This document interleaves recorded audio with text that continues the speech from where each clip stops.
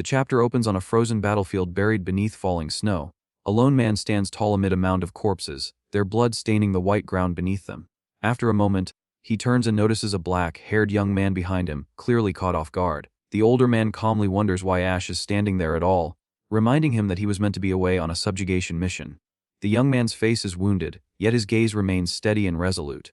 He answers that he has come for one purpose only, to bring the man before him down. In response to this declaration, the blond man shows no sign of alarm. He remains composed, almost indifferent, as though the threat means nothing to him. The younger man then accuses him of using people as tools, only to cast them aside once they have outlived their usefulness. Rage burns in his eyes as he addresses him as his father, revealing the bond between them. The older man responds coldly, stating that such manipulation is the natural role of someone like him and dismissing the young man as a foolish son.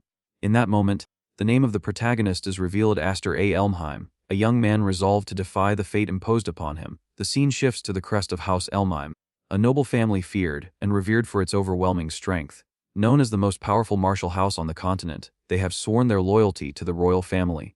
At their head stands Lord Roderick, the only man in the kingdom said to possess the 7 wings. Long ago, he once saved a young boy from freezing to death in a blizzard, acting on nothing more than a passing whim. Bound by that act, the boy devoted himself entirely to Roderick, obeying every command without question. Yet his life within the house was harsh. He was constantly belittled and treated as lesser. In one memory, he recalls standing with a broken wooden sword while other boys mocked him, telling him not to grow arrogant simply because he had been allowed to stay. The wing crest engraved upon his back symbolized magical potential, but cruel irony followed him. He was the only one in the house who could not use magic at all. For this reason, even his own brothers tormented him, sneering and calling him wingless. Still, despite the endless scorn, he refused to surrender. He trained relentlessly, gripping his sword and pushing forward no matter how much it hurt. He drove his body to exhaustion, performing push-ups in pouring rain and forcing himself past his limits. He believed that unwavering devotion would eventually earn him recognition. The memory shifts again, showing him in a snow-covered forest alongside his companions. Sensing something wrong, the young man suddenly hides behind a tree, alert to an unfamiliar presence drawing closer. Shock washes over him when he realizes their group has been surrounded, and he wonders if they have fallen into an ambush. The scene snaps back to the present as he confronts his father, demanding to know whether his loyalty meant anything at all after such betrayal. Roderick responds with disdain, stating that someone like Aster should never have harbored expectations, and declaring that his role has ended. Hatred and bitterness twist across the young man's face at those words.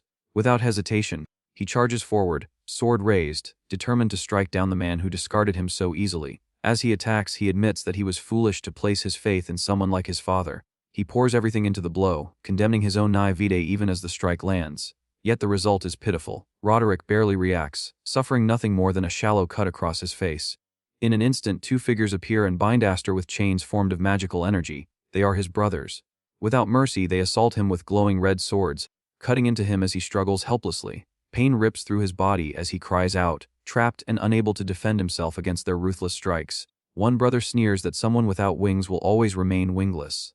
As Aster lies beaten in the snow, the 3 loom over him, one of them remarking that such a position suits him well. Weak and shaking, he asks why his father ever took him in if he planned to throw him away in the end.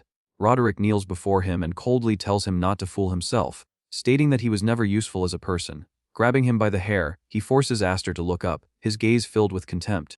He explains that the only thing he ever needed was the power of the 7 wings sleeping within the boy. Stunned, Aster cannot comprehend what the 7 wings truly are. Roderick then reveals that the boy's mother had been valuable to him for reasons far darker than affection. He explains that she carried what he needed, a seed meant to further his selfish ambition for greater power. Desperation overtakes the young man as he stretches his hand across the snow, trying to stop his father from walking away. His effort is meaningless. Hatred roars within his thoughts as he demands answers, but none come. All he feels is the icy snow against his stiffening fingers, his eyes empty and lost. He wonders if this moment marks the end of his path. He questions the meaning of his life and what purpose all his suffering ever served. Then, suddenly, everything fades into a warm, blinding white. Seeing snow once more, he wonders if he has crossed into the afterlife. He finds himself held in someone's arms, confused and unable to grasp what is happening. His eyes widen as he realizes this is no dream, it is real. He wonders where he is, feeling the cold air against his skin as he lies exposed in the snow. Looking down, he notices that his body is far too small. He raises a tiny hand, questioning whether it truly belongs to him. Slowly, the truth dawns on him. This is not merely a small body. It is the body of a newborn child. His gaze shifts to the woman holding him, and he realizes with horror that she is lifeless. Voices suddenly ring out nearby, and he sees a golden gleam in someone's eyes as orders are shouted. Men on horseback scour the blizzard, desperately searching for the woman. Their leader commands them to recover the baby she supposedly took for Roderick.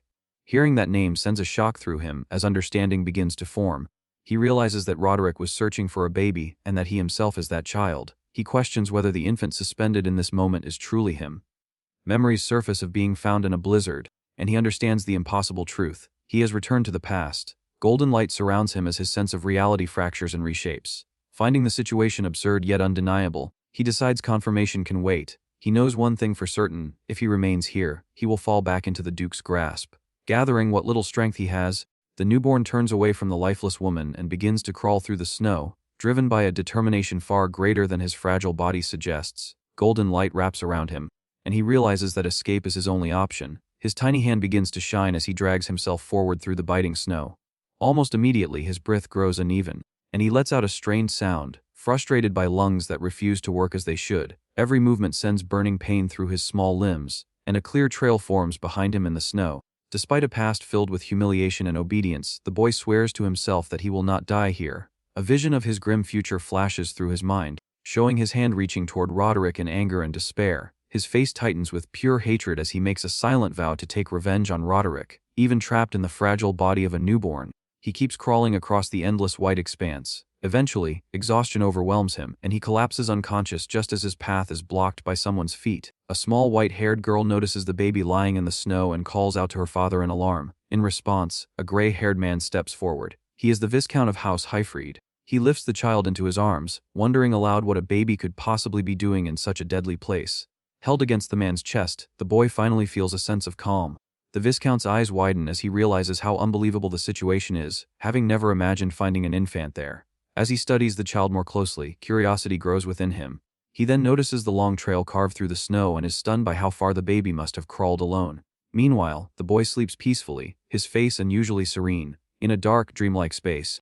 The boy wonders where he is as the image of another child appears before him. A red-haired baby seems to welcome him, surrounded by drifting golden feathers. The scene shatters, and he wakes up abruptly in a crib, his thoughts lingering on something from the dream that he feels he must not use. As his vision clears, he notices children staring down at him. One of them scolds him, saying that he should not behave so wildly. Confusion overwhelms him as he realizes he is surrounded. A girl lifts him into her arms, but the black-haired boy struggles fiercely, desperate to break free. With a sudden burst of movement, he manages to leap from her grasp, shocking the other children. Without hesitation, he begins crawling away, panic etched across his face. One of the girls cries out for him to stop, startled by his behavior. He ignores her and continues his escape, unable to understand why he is being pursued. In desperation, he stretches out his hand, and golden energy surges from his body. His eyes blaze with the same radiant gold as a newly awakened magical aura surrounds him. To his shock, his body lifts off the ground. He realizes in disbelief that this is real magic. Still floating, he struggles to comprehend what is happening. Then the power suddenly fades, and he begins to fall uncontrollably from the air. Fear floods his face as he braces himself for the impact. Just before he hits the ground, the Viscount rushes in and catches him, struck once again by how strange and extraordinary the boy is. The child stares at the man in shock, recognizing him as the one who saved him before. He recalls that this man is Highfried, the Viscount ruling over Lodric's domain, land once governed by his father. As he glances at the mansion, he wonders if this is merely another branch of the Elmheim family. A portrait comes to mind, showing Highfried Mu-Elmheim, the head of the Viscount's house and a branch of the main family. He remembers that Highfried and his brother Lodric were known as the Two Wings, famed for protecting the royal family together. He also remembers their fate, how the Viscount and his entire family perished during a civil war. With this knowledge, the boy finally accepts the truth. He has truly returned to the past. This life is his second chance. Still, despair creeps in as he fears he may have escaped the Duke's grasp only to fall into the hands of his brother instead. A woman takes him into her arms and wonders aloud whether his magic went out of control, causing him to fly. She smiles gently, clearly pleased to finally have him there. She hugs him warmly and reassures him that he no longer needs to be afraid. The boy is left speechless by her kindness, unused to such affection. She continues to hold him with care, while the Viscount watches the scene quietly, deep in thought. After a moment, the Viscount extends his hand and states that the child possesses extraordinary power. To demonstrate, he lifts the boy's shirt, revealing a crest etched into his skin. Reflected in a nearby mirror, both the man and the woman stare in shock as they recognize the unmistakable symbol of the 7 wings. Panic surges through the boy as he sees the mark and wonders why it is there. His eyes glow intensely gold as memories flood back. He recalls Roderick's cold words about needing the power of the 7 wings that resided within him. An image flashes through his mind of his father holding him with a calculating, emotionless expression. At last, he understands the truth. He was taken in only so that his 7 wings could be claimed later. Anger burns through him as he questions how Roderick ever dared to call him wingless after stealing his own wings. The woman notices the sudden change in the child's expression and grows confused. She asks the Viscount what he plans to do with the boy she is holding. Hearing this, the child senses danger and knows he must be ready to act. He believes his power must never fall into the hands of the Elmheim family, as he needs it to carry out his revenge. To his complete surprise, the Viscount calmly states that they will adopt him. The decision is so unexpected that the boy is left utterly speechless. The Viscount gently pats the child's head and says that he is still a fledgling, unable to fly on his own. He explains that the boy needs guidance and protection, and he promises to care for him until the day he can truly fly. The child's eyes widen at the warmth and sincerity in those words. Suddenly, a small noise comes from behind the door as one of the girls collapses to the floor, having overheard everything. The Viscount realizes that all the children have been listening in secret. One of them admits that they were simply worried about the new baby. The children gather together and approach their mother, who is still holding the newest member of the family. She smiles down at the boy as another daughter steps closer, curious and gentle. With a calm, loving expression, the woman gazes at the child in her arms. She lifts him slightly and declares that his name will be Aster, like a newly born star within their family. 10 years pass. The grand mansion of the Viscount's house stands beneath a bright, cloudless sky. An older Lord Hyford is greeted by one of his subordinates at the entrance. Moments later, a confident, grown Aster steps down from a carriage, a sword resting at his waist. He offers his hand to a red-haired young woman, helping her descend as well and calling her his sister, Alphen. She thanks him warmly, reminding him of the days when she was one of the children who welcomed him into the family. The two walk side by side with serious expressions, Aster's focus fixed firmly ahead. They are heading toward the Sword Dance Assembly, a prestigious annual event hosted by a ducal family. It gathers noble martial houses from across the land, serving as both a showcase of strength and a battleground where each house tests its finest swordsmen in combat. The two siblings step into a gathering of young nobles, who are waiting for the event to begin. Almost immediately, quiet whispers ripple through the crowd. Several people cast sharp, judgmental glances toward the Viscount's family, speculating about the adopted boy whose origins are unknown. With thinly veiled malice, they wonder how far the Viscount intends to disgrace the Elmheim name by bringing such a child into public view. One noble openly points toward the young man's back, identifying him as the adopted son. His sister notices the stares and tells him not to pay attention to the poisonous remarks surrounding them. With her fist clenched, she adds that in a place like this, the weak are always crushed without mercy. The two stand shoulder to shoulder, their expressions firm and unyielding, prepared to face whatever hostility comes their way. Their father then explains that this cold reception reflects the Viscount family's standing among the nobility. He adds that he deliberately brought his adopted son here so he could witness this harsh reality for himself. With a grave expression, the Viscount asks whether the young man feels disappointed by how they are being treated. In response, the boy smiles confidently, his eyes bright, and states that he does not care about their indifference at all. Hearing this, the older man laughs in relief and pride, clearly reassured by his son's strength of character. In his previous life, Aster's first social debut ended in humiliation, marked by a crushing defeat in the arena. This place carries bitter memories for him, but now everything is different. With his 7 wings restored and golden eyes gleaming, he vows silently that no one will humiliate him again.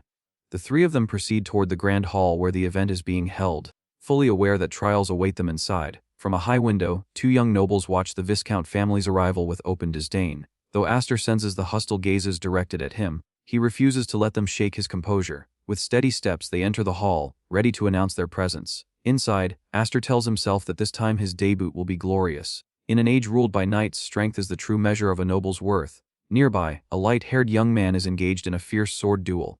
Among nobles, power is judged by mastery of the blade and skill in battle. The arena represents the pinnacle of combat, where only the finest warriors prove themselves. To display majesty in battle is to demonstrate both personal renown and family honor. As the duel unfolds, the crowd watches intently, following every strike. The 2 swordsmen charge at one another in a swift clash, but above all symbols of strength stands the medal, an emblem possessed by only a rare few. With a precise strike, the light-haired swordsman disarms his opponent and claims victory. The red-haired young man stands frozen in disbelief, humiliated by his defeat before the crowd. The victor raises his sword, revealing the shining mark on his hand, the medal that signifies his authority and power. Watching from a private box, members of the Viscount's family comment that the atmosphere remains just as oppressive as ever. One of the girls remarks that she now understands why her other sisters refused to attend the festival. Aster's thoughts drift to his past life, to the bullies who once tormented him in this very place.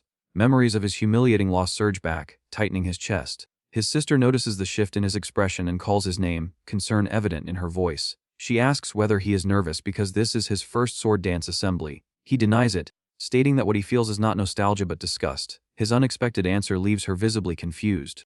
The Viscount then announces that he must attend a meeting and asks his son to keep an eye on his sister. She protests, insisting that she is the older one, but Aster teasingly remarks that she is clumsy. Before leaving, the Viscount advises him to use the opportunity to build connections, then quietly warns him to ensure that no one discovers the existence of the 7 wings. Once his father departs, Aster reflects that concealing such power will not be easy. All at once, he feels the collective hostility of the nobles in the hall focused on him. Letting out a quiet sigh, he thinks about how difficult it is to socialize in an environment so steeped in animosity. Even so, determination sharpens his gaze, his golden eyes shining with resolve. Seeing him walk off, his sister asks where he is going so suddenly. Calm and confident, he replies that he intends to make some friends. He approaches a group of young nobles lounging on a sofa. One red-haired boy notices him and rudely demands to know who he is. Unbothered, Aster introduces himself politely and addresses him as Brother Dallas. He calmly states his full name, Aster F. Elmheim, and explains that he is his younger brother. Dallas reacts with surprise, and Aster adds that he noticed him from afar and decided to greet him. Another noble informs Dallas that this is the boy adopted by the Viscount's family. With visible disdain, Dallas remarks that this explains why the boy dares to use the letter F in his name. Aster recalls that Dallas and Gryan were among those who betrayed him in his past life. Remembering this, he finds it laughable that he once found them intimidating. Now, they appear no more than children playing at nobility. From a brightly lit stage, his sister calls his name, trying to pull him out of his dark thoughts. She grabs his arm and urges him to leave, saying he has already exchanged greetings. Suddenly, Dallas calls her by name, causing her body to stiffen at his attention. With a mocking smile, he asks whether she is still hiding behind her father. He orders her to join them, claiming it is a command from the main house. She refuses firmly, stating that there is no master and servant relationship between their families. Aster stops her by gripping her arm and asks her to wait. Dallas, wearing a cruel grin, asks whether Aster believes he knows something they do not. He proceeds to insult her father, claiming he was a knight who failed to protect the king. He adds that the man accepted the blame and had his arm severed by his own brother. He finishes by saying that he is grateful not to carry a loser's blood. Enraged, the red-haired young woman demands that he retract his words immediately. Acting on Dallas sneers and claims that her father must be ashamed to have a daughter like her. He warns her that this is not a ballroom and that she should control herself. Mocking her further, he suggests she wear rags next time so she will not mind being soaked. At that moment, Aster steps forward and calmly says that he had been worried before coming to the event. He admits that he feared he might feel nothing upon seeing their faces again. With a cold expression, he reaches out and takes a bottle from one of the nearby nobles. He glances at his sister and says that facing them again has actually brought him relief. Then, with deliberate provocation, he tosses the bottle into the air and draws Dallas's attention. The red-haired noble reacts just in time, slicing the bottle in midair with his sword and remarking that it is good to see them again. The liquid drenches him completely, leaving him stunned by Aster's audacity. Sword still in hand, he faces his adopted brother as others shout in alarm. Aster calmly touches a drop of the liquid with his finger, tasting it, and realizes that it is nothing more than grape juice. Wearing a cruel smile, the young man remarks that the drink suits a spoiled noble like him perfectly. The scene then shifts 3 years into the past, where a tense voice urges him to hold on in the middle of a fight. One of his sisters cries out in fear, asking whether he is trying to hurt everyone around him. Golden energy surges violently, spiraling out of control and terrifying the young girls nearby. The power of the 7 wings erupts with frightening force, far beyond anything he had imagined. Watching the scene unfold, the Viscount looks deeply troubled and wonders whether such overwhelming strength can truly be restrained.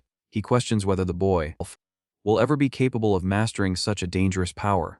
The story then returns to the present as a guard bursts into the Viscount's meeting room with alarming news. The older man immediately asks what has happened. Interrupting an ongoing conference, the guard explains that the children of the main family and the Elmheim branch have begun a duel. Hearing this, the leaders of both families grow tense, their expressions hardening. Without hesitation, the Viscount rises and rushes out to see the situation for himself. Nearby, a noble from the main family smiles with interest, commenting that it is rare to witness brothers of the Elmheim house fighting one another. The Duke and the Viscount observe the unfolding scene, while other nobles watch with mixed concern and curiosity. The Duke smiles darkly, thinking that the festival may soon descend into chaos. Meanwhile, Dallas scoffs and angrily calls Aster a fool for daring to provoke the Duke's house. Dallas then reveals his four-wing crest, making it clear that he believes himself to be on an entirely different level. With contempt in his eyes, he demands that Aster reveal his own crest. When Aster does not comply, Dallas mocks him, asking whether he is too ashamed to show it. With a calm but mocking smile, Aster replies that flaunting a mere pattern is embarrassing. This provocation enrages Dallas, who fumes at the audacity of being challenged so casually. Aster then declares that if he wins, Dallas will apologize to his sister. Dallas accepts the challenge immediately, stating that if he wins, Aster will belong to him like a dog for the rest of his life. Without delay, Dallas charges forward, sword raised, and the duel erupts in the middle of the hall. Steel clashes loudly as their blades collide, but Aster blocks the first attack with ease. Standing firm, the black-haired young man grips his sword steadily, his focus unwavering. Dallas then channels the power of his four-wing crest, reinforcing his weapon with magic. A red aura engulfs his blade as he unleashes a devastating strike. From a distance, Aster's sister cries out his name in fear, anxious about what might happen next. The Duke watches closely, smiling as he reflects that while his son's swordsmanship is lacking, the magical strength of his crest more than compensates. He muses that the power of one wing is like the faint flame of a candle. In contrast, the power of four wings resembles an explosive force capable of widespread destruction. Grinning cruelly, Dallas taunts Aster, asking where all his confidence has gone and whether he still intends to force an apology. Growing impatient, Dallas demands that Aster stop defending and finally reveal his power. He then raises his sword with both hands, preparing a decisive blow meant to end the fight. One of the watching nobles smiles smugly, convinced the outcome has already been decided. At that moment, a golden aura envelops Aster's sword. With perfect timing, he blocks Dallas's attack, and the opposing energies collide violently. Dallas is stunned, unable to believe that his empowered strike was stopped so effortlessly. Smiling confidently, Aster remarks that Dallas talks far too much. He follows up instantly with a precise kick that sends his opponent flying across the hall. Standing tall, Aster radiates golden light, his presence overwhelming. He reflects that he endured 10 years of restraint in the Viscount's house solely to prepare for revenge. His eyes burn with determination as he advances again, launching a relentless series of swift, powerful strikes. Dallas fails to keep up and collapses to his knees, completely overwhelmed. Another brother watches in disbelief, unable to accept that Dallas is being driven back so easily. Suddenly, green and yellow energy bursts forth, blasting Dallas backward with crushing force. In desperation, Dallas shouts that he is a four-wing and cannot be defeated by someone like Aster. Aster meets him with an icy stare, utterly indifferent to that claim, and unleashes yet another devastating attack. The surrounding nobles gasp, wondering if the boy truly intends to win so decisively. Shock spreads through the crowd as people whisper that monsters like this still exist within the Elmheim family. Focused and unrelenting, Aster continues his assault without giving his opponent a moment to recover. Standing beside his daughter, the Viscount watches anxiously and admits that the situation has become dangerous. Dallas, filled with rage, struggles desperately against the crushing power bearing down on him. At that moment, a memory flashes through Aster's mind of being gravely wounded by his own brother. He recalls the man's manic laughter as his relative lay defeated and helpless. Consumed by rage, Aster's eyes blaze as his golden aura surges to an even greater intensity. Dallas screams for him to stop, but Aster's fury no longer responds to reason. From the viewing box, his family calls out his name, begging him to calm down. A massive explosion of energy erupts, hurling Dallas across the hall. The Duke merely watches with folded arms. Aster finally halts his attack and drives his sword into the floor directly in front of his fallen opponent. Dallas lies trembling on the ground as Aster coldly remarks that he should come dressed in rags next time. With open contempt, Aster addresses him as cousin, making his disdain unmistakable. He then turns toward his family in the viewing box, who stare at him in stunned silence. Aster declares that he is no longer the wingless Ash, signaling that his former weakness is gone forever. With a calm, confident smile, he realizes that this acknowledgement has finally brought him clarity. Suddenly, his eyes glow faintly red as he senses a dark and malevolent presence. Looking toward the top of the stairs, he sees a sinister figure surrounded by a deep crimson aura. Horror grips him as he recognizes the owner of that overwhelming power. The man looks down at him with pure malice and contempt. Cold sweat forms on Aster's skin as he realizes that his former father is standing before him. The nobles are still reeling from the shock of seeing the Viscount's youngest son defeat the main family's third heir, but the arrival of this lord casts a heavy shadow over the hall. Feeling the crushing pressure of the man's presence, Aster turns fully to face him. On the ground, Dallas bursts into hysterical laughter, convinced that his father has come to save him at last. Aster now stands face to face with the leader of the Elmheim family, the feared Lord Roderick. Roderick glares at him with fury, clearly displeased by what he sees. Hatred burns within Aster as he recalls the name of the man who betrayed him in his previous life. Meanwhile, the red-haired noble crawls toward his father, clutching at his leg and begging desperately for protection. With tears streaming down his face, Dallas calls out to his father, desperately hoping he will protect him from the black-haired young man standing before him. He points accusingly at the protagonist and claims that he is nothing more than a bastard who dared to challenge the family's authority. In his panic, the noble begs his father to use his power and crush the boy who humiliated him. Without warning, the Lord brings his sword down and brutally grinds his own son's hand into the floor. Dallas screams in agony, utterly stunned by his father's merciless punishment. The surrounding nobles freeze in horror, unable to comprehend such cruelty inflicted on one's own child. Even Dallas's brother is left speechless as he watches the red-haired noble's hand being crushed without restraint. The Lord coldly humiliates his son, questioning why he dares to cry after disgracing the family name so publicly. Seeing this, the Viscount shouts for his brother to stop and not to harm the boy, but his plea is ignored. The Lord dismisses him and declares that Dallas has no right to wield a sword. A suffocating silence spreads through the hall. At that moment, Aster steps forward and blocks his former father's sword as if challenging him. He states firmly that his cousin has yet to apologize to Sister Alphen, as promised. With defiance in his guise, he asks his uncle to postpone any punishment until that apology is fulfilled. The Lord scoffs and asks whether the boy truly believes he is an Elmame simply because he was taken in as an orphan. In response, the young man declares that he is the Viscount's son, and that he learned the pride of a knight from him. The Lord shows no interest in the answer, and instead turns his gaze toward the nobles seated in the viewing box. He accuses the boy of sullying the main family's reputation through his insolent behavior. He states that this situation goes far beyond a simple disagreement, and that this cannot be dismissed as a childish quarrel. He recalls aloud that the boy's father once paid for his disloyalty with the loss of an arm. The Lord then questions the young man, demanding to know what he is willing to sacrifice for his audacity. Calm and unafraid, the boy prepares his answer without hesitation. He explains that this was never a squabble, but a duel, fought to answer insults with steel. The Lord's anger flares at the boy's unyielding words. The protagonist then throws the Lord's own philosophy back at him, stating that he has no intention of giving up anything. Watching this, Alphen grows deeply worried as her brother continues to stand his ground against their uncle. The light-haired noble remarks with amusement that the boy is only 10 years old. The Lord's eye twitches, his fury barely contained as he finally sheathes his sword. In that moment, he makes his decision and orders the boy to take his stance. The protagonist is taken aback, never expecting the Lord himself to challenge him. Before he can fully react, the older man charges forward with terrifying speed. His strike crashes into him, shattering stone and carving out a massive crater as he is sent flying. Alphen watches in horror, frozen and powerless to help. The Viscount desperately calls out his brother's name. He leaps forward and attacks Roderick. Their swords collide with thunderous force at the center of the hall. Sparks fly as the two brothers clash, Roderick calmly blocking his brother's attack. When the exchange ends, the Viscount rushes toward his son to check on him. Confusion spreads as no one understands how it happened. Wounded but unbroken, the young man struggles on his feet.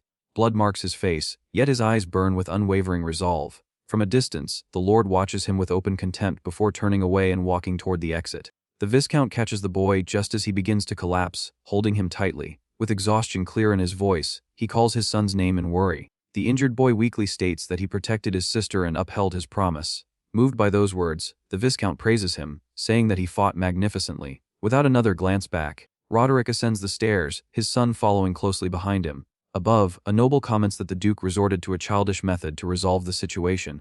He reasons that allowing the boy to win outright would have shattered the family's reputation, making this outcome a compromise. Even so, the young man stood firm before the great lord and emerged as a rising star.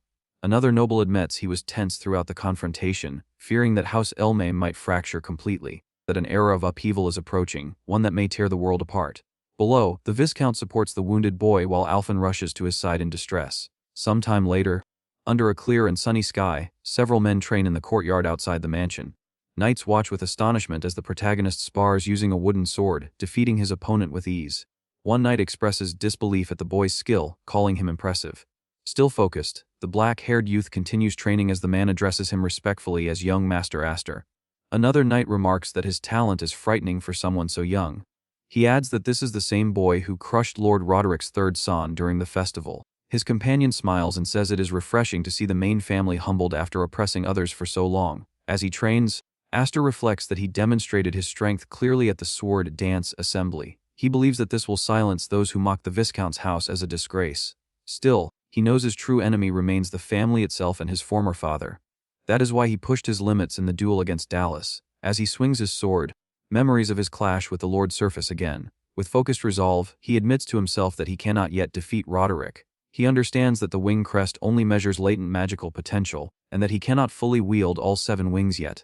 Power without control, he knows, is nothing more than wasted potential. He surges forward once more, charging his opponent with speed and precision. His eyes glow gold as he concentrates completely. With a sharp strike, he snaps the knight's wooden sword in two and shouts confidently, asking who will challenge him next. All the other knights lie defeated on the ground. From a distance, a familiar voice asks whether he is causing trouble again. Alphen steps into view, remarking that he truly has no limits, but adds that their father is calling for him. He agrees and walks toward her, stepping past the fallen knights. As he does, he notices her clothing and pauses, clearly surprised. She turns and asks what caught his attention. He comments that it is rare to see her dressed that way, and asks whether she once disliked such clothes. She replies that balance is important and that he inspired her not to remain unchanged. Confused by her words, he struggles to grasp her meaning. Smiling, she takes his training sword and says that when she returns, he will be spending plenty of time with her.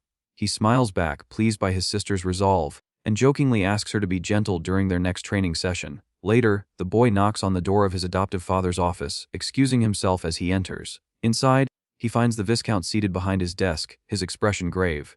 The young man asks what he is needed for, and the Viscount simply tells him to sit so they can talk. Taking a seat on the sofa, the protagonist waits calmly, prepared to hear whatever his father has to say. The older man begins by calmly stating that 10 years have already passed since they welcomed the boy into their family. He adds that he originally intended to wait until Aster was a little older before bringing this up. As he speaks, the Viscount places a ring on the table. The boy stares at it in shock and asks what it represents. The Viscount explains that the ring is the symbol of the next head of the Viscount's house. With a firm and serious expression, he says that he wants Aster to succeed him one day. The young man's eyes shine at the weight of those words.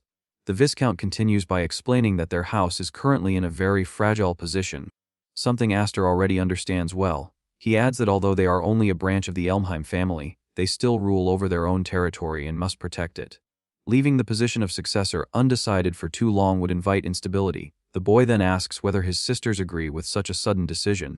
The Viscount replies that he plans to announce everything at the Knight Academy, where his sisters are currently staying. Aster immediately thinks of his other sisters, Malfa and Kudo, and wonders whether they will hear the news as well. In his thoughts, he smiles faintly and admits that they likely would not be pleased, especially Kudo. His adoptive father explains that Kudo dislikes him simply because he was born a boy bearing the 7 wings. Hearing this, the protagonist suddenly stands up and refuses the offer to become the next head of the family. He explains that he still cannot properly control his magic and nearly hurt his own sister due to his immaturity. The black-haired young man insists that nothing can persuade an angry sister and declares that he is not ready for such responsibility. The Viscount watches his son quietly, his expression calm and contemplative. He then comments that Aster has always made him question whether he was ever just an ordinary child. With a gentle smile, the Viscount says that he originally planned to give the ring as a reward for the sword dance assembly. He opens a box on the table and adds that it seems the boy would prefer what lies inside instead. Aster's eyes widen as he stares at the contents, wondering what he is seeing. The Viscount reveals that the item is the magic sword Gram, a treasured heirloom of their family. He explains that it is the Devering magic blade, the only weapon capable of controlling the power of the 7 wings. He then takes Aster to a forest, saying that the location will suit what he intends to do. The boy asks why they did not use the training hall instead. The older man answers that this is merely a precaution, recalling that his adopted son has a habit of breaking things during training. He explains that Gram is a legendary sword passed down only to the eldest son of the family. As the Viscount holds the weapon, it begins to glow intensely, radiating immense power. Aster is left stunned, unable to understand what he is witnessing. He notices that the weapon has no physical blade and wonders whether it can truly be called a sword. In response, his adoptive father pours magical power into the hilt, causing a blade of red energy to form. The Viscount explains that Gram is a blade of potential, shaped and completed by the power of its wielder. With that explanation, he unleashes a single strike. A massive wave of red energy surges forward, obliterating everything in its path. The attack creates a violent vortex of air and dust, clearly displaying the terrifying might of the sword. He warns that if the wielder's power is insufficient, the blade will drain them dry, adding that the weapon's history is filled with tragedy. With a serious expression, he then offers the sword to Aster and asks whether he wishes to try wielding it. Without hesitation, the young man grips the hilt with both hands. A golden aura surrounds him as he channels his mana into the weapon, attempting to form his own blade. The golden energy erupts violently, and he struggles to contain it. He quickly realizes that his mana is being pulled into the sword on its own, without his control. A massive beam of light suddenly shoots into the sky. In the courtyard, knights notice the flash. One of them wonders aloud whether a comet has fallen, while another argues that it looks more like something has been launched upward. His sister also notices the phenomenon, and one of the men asks what could have caused it. Looking up at the sky, she states with certainty that it must be Aster's doing. Back in the forest, the young man smiles while holding the sword and says that the weapon is extraordinary. The Viscount corrects him immediately, saying that the sword itself is not what is impressive. He points toward the sky and states that Aster's power is what truly stands out. The Viscount explains that no one in their entire lineage has ever borne the Seven Wings crest. He believes that once Aster fully masters his power, he will surpass even Lord Roderick. In his thoughts, the Viscount realizes that his adopted son may one day become stronger than both himself and his brother. However, he warns that great power always invites great conflict. He explains that if the world discovers the boy has 7 wings, it will become a serious problem. Some will envy him, others will resent him, and many will seek to exploit or eliminate him as a threat. He tells Aster that this is why he must never regret being weak now, and urges him to grow stronger while he still has the chance. Extending his hand, the Viscount asks him to train without hesitation. The protagonist takes his hand and vows that he will never return to a life of misery. With determination, he thanks his father and promises to master both the 7 wings and the sword. 3 days later, the Viscount's family warmly welcomes new arrivals home. 2 young women enter the mansion, and the red-haired one loudly announces her return with dramatic flair. She spreads her arms wide, clearly thrilled to be back, and asks for a reunion hug from her younger sisters. Instead, the girls rush past her and cling to the white-haired woman, calling her sister Malfa. Left standing alone with her arms still open, the red-haired young woman complains about being ignored. One of the younger girls remarks that she always ruins their hair by hugging too roughly. Embarrassed, the redhead denies the accusation and insists she would never do such a thing. She then notices Alphen standing near the stairs quietly watching. Without hesitation, Kudo rushes over and pulls her into a crushing hug. The pink-haired girl protests loudly as she is squeezed mercilessly. Malfa then asks their father where brother Aster is. The Viscount begins to answer with a gentle smile. Hearing Aster's name, Kudo's expression turns serious. At the same time, deep in the forest, the young man continues his training and unleashes another violent burst of red energy. He barely manages to dodge his own attack, which spirals wildly out of control. Breathing heavily and drenched in sweat, he admits to himself that he still cannot fully control the magic sword. He realizes that while he can form the blade, maintaining its stability already pushes him to his limit. Standing amid the devastation, he wonders what he must do to reach his father's level. Suddenly, a familiar voice remarks that he has outdone himself. Kudo appears, walking toward him. He asks whether she has already returned, and she complains that he did not even come to welcome her home. With a teasing smile, she calls him cold-hearted for ignoring her arrival. She then accuses him of acting special and mentions that she heard about the sword dance assembly. He responds by pointing out that the same could be said of her missions as a knight apprentice. He adds that she was the only one awarded the honorary knight medal that year. Kudo replies that if she could not achieve something like that, she would never be worthy of succeeding their father. She then asks whether he refused the role of successor because of her. The young man internally curses his father for causing confusion and explains that this was never his intention. He simply did not feel worthy of such responsibility yet. Turning away, Kudo begins to walk off, speaking bitterly about their father and brother. She accuses him of being cruel for knowing her dream and still acting the way he did. Completely baffled, Aster struggles to understand her reaction. Without warning, she suddenly attacks, releasing a powerful slash of energy toward him. The strike tears through the air and obliterates a tree behind him. Startled, he narrowly dodges as the trunk explodes. Angrily, he demands to know why she attacked him without warning. She replies casually that since it has been a while, she decided to test his skills. With a confident grin, she warns that next time she will attack with full force. Aster tries to protest, saying that his sword is still incomplete. She counters by asking whether he would give the same excuse to an enemy on the battlefield. The question leaves him stunned. She states that a knight must always be ready and that hesitation will only lead to defeat. She charges again, and he thinks she must be joking. He knows he is already at his limit just controlling his unstable magic. Still, he realizes he has no choice. If she is serious, then he must respond in kind. The siblings' swords collide, energy exploding outward as they clash. As the impact reverberates through the forest, the boy despairs, realizing that she truly intends to take him down. Their clash drove them deeper into the forest, away from prying eyes. From afar, it would have looked as if lightning had struck among the trees, bursts of light flashing between trunks. Kudo clicked her tongue in irritation mid-swing, her blade carving precise arcs through the air, her expression sharp and merciless. She remarked that he remained as skilled with a sword as ever and admitted that she had not expected him to keep pace after her years of growth at the Knight Academy. Even so, he blocked her attacks one after another. She shifted her footing with disciplined precision and unleashed a devastating blow that hurled him backward. She coldly stated that his control over mana was pitiful. Aster skidded across the forest floor, his boots gouging deep lines into the soil. Still, he forced himself upright. Looking at her, he commented that she was just as ruthless as he remembered. His thoughts drifted unwillingly into the past. Kudo had always been this way, fierce and unyielding. As the only male in the family with the formal right to inherit, and as the bearer of a 7-wing crest that surpassed anyone else in the household, he had long been a silent thorn in her life. To her, his very existence embodied unfairness. She had grown into a storm that rose against every perceived injustice. If he were honest with himself, she had always been his natural enemy. Without warning, she leapt high, her silhouette briefly framed against the canopy. He recognized the technique instantly. Her sword fell like judgment. The impact split the forest floor apart, a violent shockwave blasting outward. Standing over him, she declared that he was unworthy of becoming the next head of the family. Elsewhere, inside their father's chamber, Alphen stood near the window. Anxiety colored her voice as she asked whether it was truly wise to allow them to fight alone. She feared that recklessness between siblings might end in death. Their father responded calmly that Aster and Kudo were rivals, perhaps reckless but not foolish enough to cross the final line. Still uneasy, Alphen pressed him and asked why they had truly been summoned back from the Night Academy. She sensed the matter went beyond mere succession.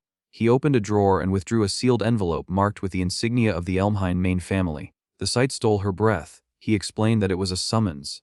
The elders who governed the family's core wished to see their grandchild in person.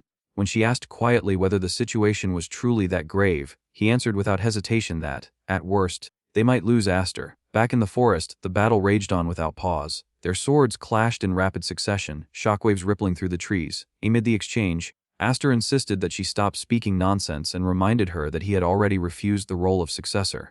She knew that better than anyone. Irritation tightened her features as she raised her blade high and declared that his refusal was exactly what she found intolerable. Her sword came down with overwhelming force. He caught it at the last second, and the sheer weight of the blow stunned him. Facing her felt less like dueling a swordsman and more like bracing against a troll wielding a warhammer. She pressed down harder, pouring even more strength into the strike. At the final instant, he twisted his wrist and flipped his blade, driving her attack into the ground. He demanded to know whether she would finally listen. She responded with a faint smile and asked if he was already trying to flee. In the next heartbeat, she unleashed her full brute strength. He was flung sideways and crashed into a tree so violently that bark exploded behind him. He coughed blood, disbelief flashing in his eyes. Kudo looked down at him and declared that if all he could do was swing a sword, he was third-rate. Those who relied only on mana were merely second-rate. Only those who mastered both sword and mana together deserved to be called first-rate. She added that she was deeply disappointed.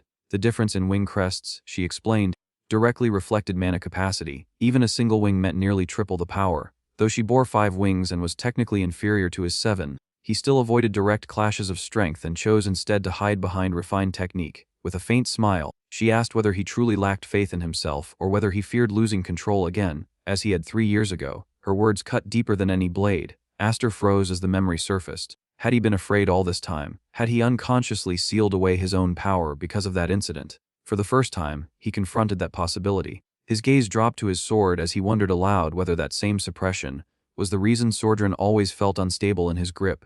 Kudo's expression hardened further. She told him that he possessed everything she had ever desired.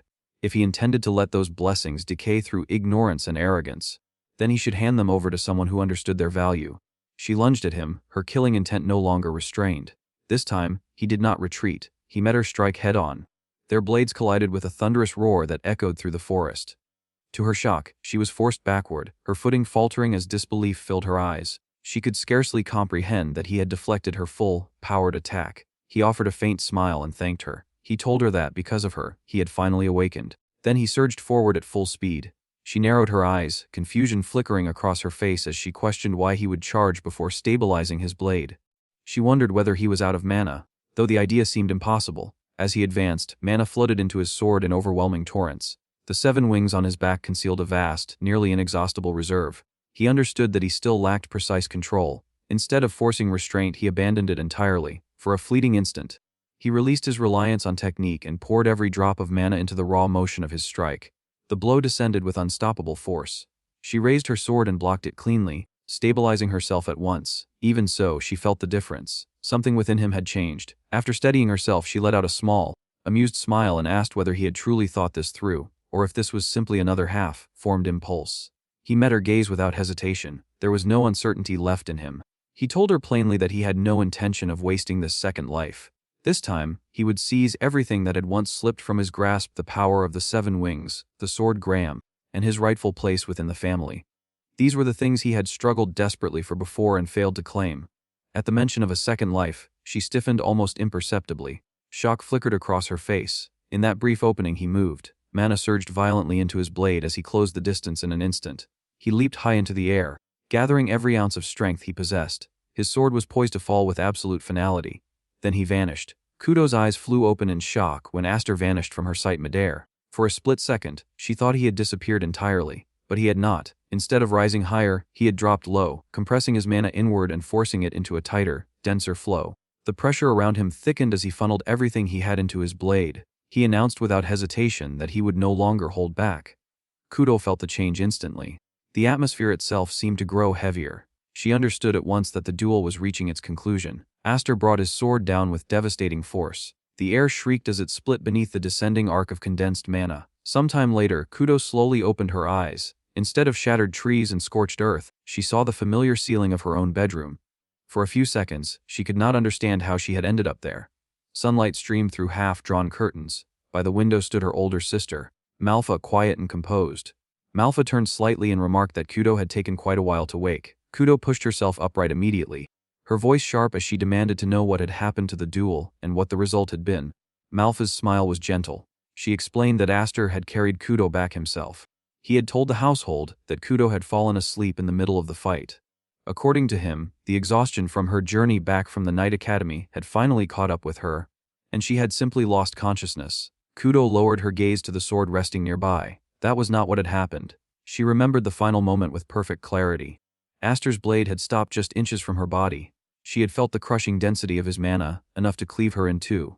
Yet at the last instant, he had dispersed the mana coating the blade. Only the residual shockwave had struck her. It had been strong enough to knock her unconscious, but it had not been meant to kill. In that moment, she had understood something simple and undeniable. No matter what he claimed, Aster would never kill his own sister, and yet, for the briefest heartbeat, she had believed he might.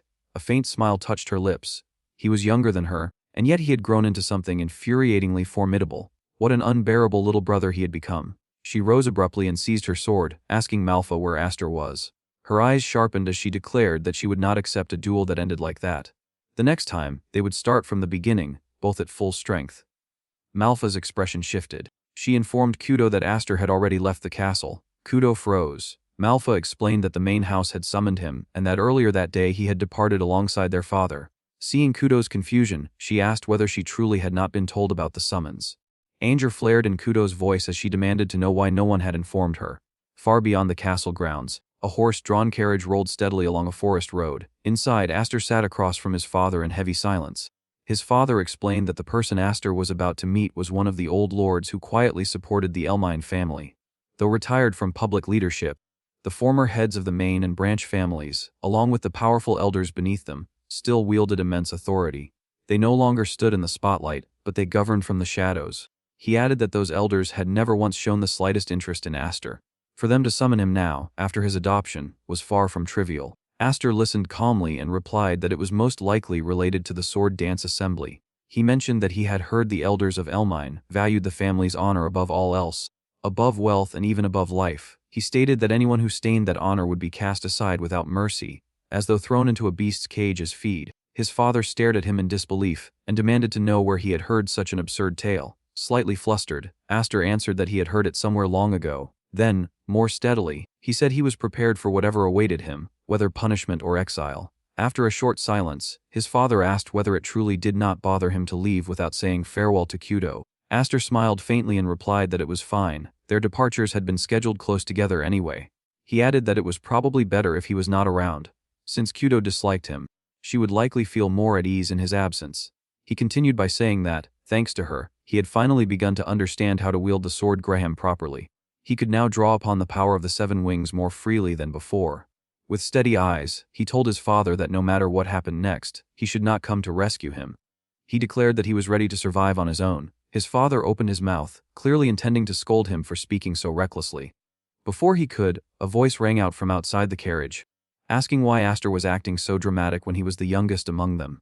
Aster's eyes widened in shock. Clinging to the side of the moving carriage was Kudo herself, her expression sharp and stubborn, alive with challenge. Without hesitation, she hauled herself inside as though the journey ahead had always included her.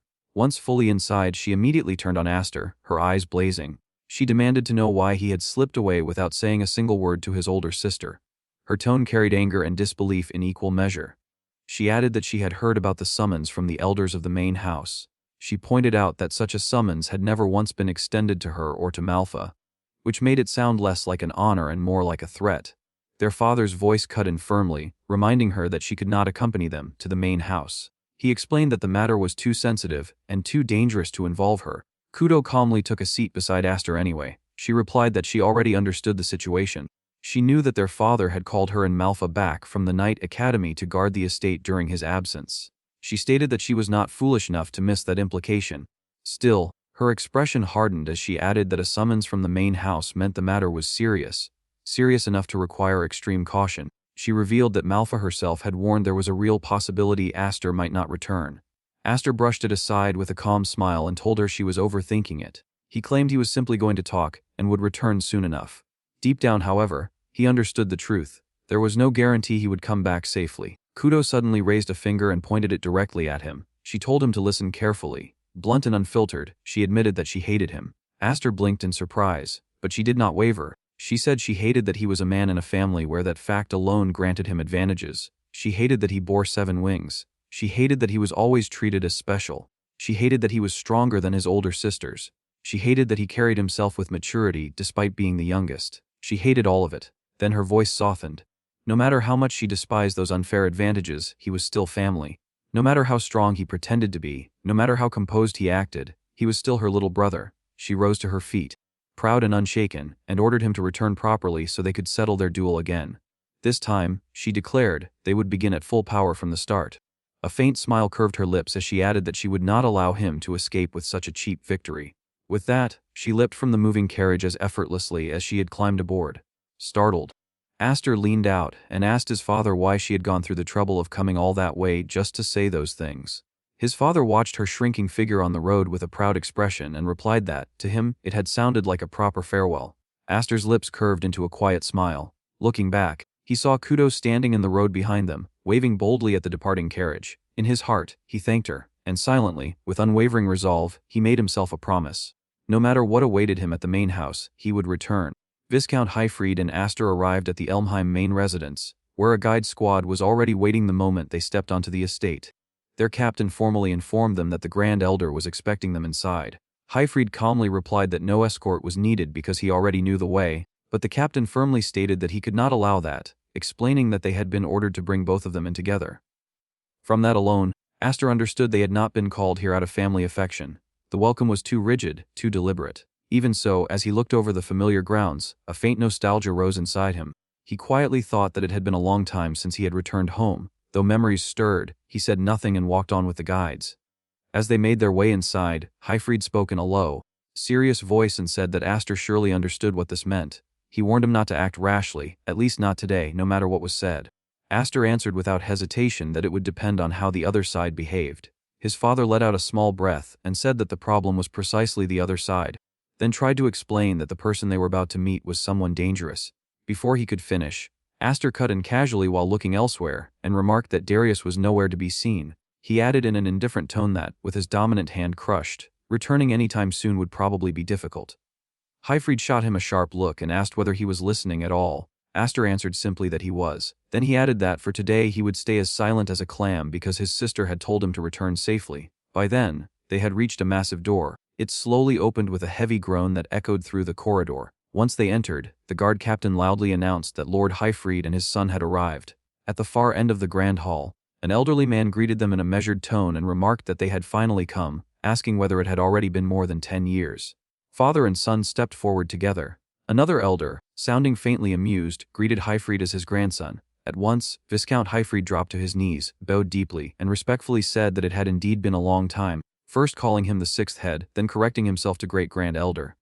Aster, however, remained calm. As he felt the old man's gaze press down on him, he realized that this was the monster hidden in Elmheim's shadows, Zenith A. Elmheim, the sixth head of the main house. Around him sat the true power holders beneath the Elmheim name, figures of immense influence. Aster recognized several of them from the sword dance festival. His eyes moved across the hall before he casually asked whether Roderick was absent. A flicker of surprise crossed his face, but before anyone else could answer, the sixth head sharply stated that Roderick was not here, explaining that he commanded the knights who directly served the royal family and had no time to involve himself in vulgar matters.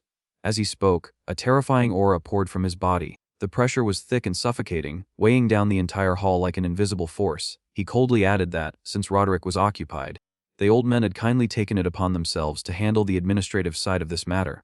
Aster stayed outwardly calm, but his thoughts moved quietly. In his previous life, he had never even gotten the chance to stand before these people. Now he saw clearly that gathering so many executives without the current head present proved just how much influence the retired sixth head still held. Even in retirement, Zenith's authority remained overwhelming. Hyfried finally spoke in a controlled voice and asked what exactly these vulgar matters were. Zenith let out a low laugh and said that Hyfried had likely already guessed. His sharp eyes shifted toward Aster, as he remarked that Aster's pet dog had caused quite a disturbance at the sword dance festival. The insult lingered in the air, deliberate and sharp. Aster lowered his gaze for a brief moment, then looked forward again with his golden eyes steady and unshaken. Inside, he calmly concluded that this was exactly what he had expected. Hyfried responded that, if this was about that incident, the current head, Roderick, had already settled it and closed the case. Zenith immediately dismissed that, coldly saying that Roderick's actions had merely been a performance for the public, and did nothing to erase the stain on Ilmam's name. He said that adopting a child of unknown origin had been a mistake from the beginning, though they would have overlooked it if the boy had remained harmless. But his voice hardened as he said that things changed the moment that child bared his fangs at the main house. For that, he declared, banishment was unavoidable. At once, killing intent flooded the hall, far more intense than before. The pressure became almost unbearable. Zenith continued that the boy would of course not escape proper punishment either, and he addressed Hyfried directly. The threat was unmistakable, and the room fell silent. After hearing enough, Aster spoke up firmly and said that he alone had done everything, and that his father had nothing to do with it. Hyfried neither stopped him nor openly supported him. Seeing his father remain silent, Aster slowly steadied himself and quieted down again. Zenith watched the exchange with unreadable eyes and said that, as expected, the boy had no discipline. He criticized him for daring to interrupt while adults were speaking. Then the sixth head slowly rose from his seat, and the atmosphere in the hall grew even heavier. In a deep, commanding voice, he declared that Elmheim led 12,000 knights and carried a great name, but the knights were far from united. He explained that countless people constantly aimed for the highest seat, and his sweeping gaze across the gathered elders and executives made the meaning obvious. Power within Elmheim was unstable, always contested, and even the slightest crack in reputation could become a weapon in such a place. Zenith stepped forward once more and said that all they wanted was peace of mind, proof that Aster was not someone who would bring ruin to Elmheim. With a gesture, he had a sword brought before Hyfried. The blade radiated a violent and overwhelming aura, spilling power into the hall like a storm on the verge of breaking. Zenith asked whether Hyfried remembered what had happened before, reminding him that when he failed to protect his liege and disgraced Elmheim's name, they had Roderick cut off his arm in that very hall. Then, releasing an even heavier wave of killing intent, he gave his merciless order. He told Hyfried to cut off the brat's head, and said that, if he did, the matter would be considered settled. Hyfried refused without the slightest hesitation. He firmly declared that if he were ever forced to kill his own child, he would rather take his own life. There was no fear in his voice, only absolute resolve. Aster could only murmur the word father, but nothing else came. He found himself unable to continue. Zenith remained standing, his crushing pressure still filling the hall. His expression did not change, calmly yet with terrifying certainty. He said that in that case Hyfried should die. Then he added that his wife should die, his daughters should die, that brat should die, and everyone connected to them should die. The hall sank into deathly silence. Then Zenith delivered his final sentence. From that day on, the Viscount house was dissolved. The moment the declaration fell, numerous knights surged forward. The knights moved at once. Steel flashed through the hall as drawn swords closed in around Viscount Hyfried, their killing intent fully bared. Seeing his father surrounded, Aster stepped forward and raised his voice, asking why the Grand Elder was so afraid. Zenith narrowed his eyes and demanded to know what he meant. Aster met him without flinching. With a sharp, fearless tone, he said that if they were truly frightened of being bitten by a pet dog, then it was a pitiful sight to watch so many grown men huddle together in fear. The entire hall fell still at his audacity. Banishment, execution, punishment, none of it seemed to matter to him. He continued that they could do as they pleased to him, but if they intended to touch his family, then things would be different. As he spoke, he pulled off his shirt without hesitation. Hyfried watched silently, already understanding what his son was about to reveal. Before turning back to the elders, Aster softly apologized to his father and admitted that, in the end, he was not very good at staying quiet after all. A nearby knight stared in disbelief and blurted out in shock at the mark on Aster's back. Aster stood tall and clearly revealed the winged emblem. Then he declared that, from that moment on, those 7 wings would become Elmheim's enemy, and he told them to think carefully about what that meant. The threat was no longer concealed. It was absolute and impossible to ignore. At once, disbelief spread through the chamber. One person muttered that it was impossible. Another wondered whether it could really be the 7 wings emblem. A different elder insisted it had to be fake, saying that in all the centuries of their history, such a thing had never appeared on a human body. Even the fat elder, though unsettled, admitted that the crest itself was unmistakable. Zenith stepped forward and sharply demanded whether Aster truly understood the meaning of what he was showing them. His words were heavy, tense, and pressing. Aster responded almost casually, though strange confidence lay beneath his tone. He remarked that the answer should be obvious, since the more wings there were, the more shocked people always became. At that moment, attention shifted to a blue-haired man who had been watching the scene closely. Instead of panicking, he let out a quiet laugh and politely urged them to continue, clearly amused by the turn of events. His reaction clashed sharply with the suffocating mood in the room, while another nearby figure looked deeply disturbed. Zenith spoke again, this time explaining with grave seriousness that the wing emblem was originally an organ used to generate magical power. Long ago, spirits had shared that power with humans, and by passing it from parent to child, humans deepened and strengthened it over generations. Yet, he declared, there had never once been anyone who reached 7 wings. That statement sent a ripple through the room. Aster's expression tightened slightly as he asked whether that meant he belonged to the spirit clan. Zenith met his gaze and answered that, if the 7 wings were real, then perhaps he did. The tension deepened. Highfried could only watch his son in stunned silence, the weight of the revelation visible on his face. But Aster stepped forward without wavering, and firmly declared that he was a child of the Viscount house. He said that, at this point, his birth no longer mattered. What mattered was whether everyone in that room truly had the resolve to make an enemy of him. His words froze the air. The 7 wings were no longer just a shocking revelation. They had become a direct challenge. Calm and calculating, Aster continued. He said that if Elmheim cast him out, then many among the martial nobility would surely welcome someone bearing the 7 wings. If that happened, then for those already living in fear of rebellion, he would become a much greater threat on the outside than under their control. He concluded that, rather than discarding him, they should want to keep him close. As a symbol surpassing even Duke Roderick himself, the so-called 7 wings, there was not a trace of fear in his eyes. No hesitation, no doubt, only cold clarity. Everyone seated in the chamber grew uneasy. The force of his logic spread over them like a storm cloud. What he offered was not merely a plea for survival, but a political weapon, a dangerous shift in balance that none of them could dismiss lightly. Inside, Aster thought back to Zenith's earlier words. Elmheim was not a single united force. Cracks already ran beneath its surface. In truth, a rebellion would one day erupt, a massive civil war that would swallow the entire nation. Having seen that future once before, he knew he could not remain passive if he wanted both himself and the Viscount house to survive. At the very least, he had to determine here and now who among them would stand as an enemy and who might become an ally no matter the risk. His resolve hardened. This was no longer merely about noble pride or the 7 wings. It was about preparing for the storm that only he knew was coming. Zenith responded with open anger, his authority pressing down on the hall like crushing weight. He sharply demanded whether Aster truly believed he possessed that much value, then said there was still no proof the 7 wings were genuine. His words were meant to smother Aster's momentum with doubt, intimidation, and authority, but Aster only smiled. Calmly, almost provocatively, he said that if they believed the wings were fake, then they should kill him quickly. He added that if they did, it would become a war between him and all of them. Outwardly fearless, inwardly he thought carefully. Killing him now would be simple. But if Elmheim truly understood what was at stake, then what would they choose? That was the gamble. He knew they could not act carelessly while uncertainty still surrounded the 7 wings.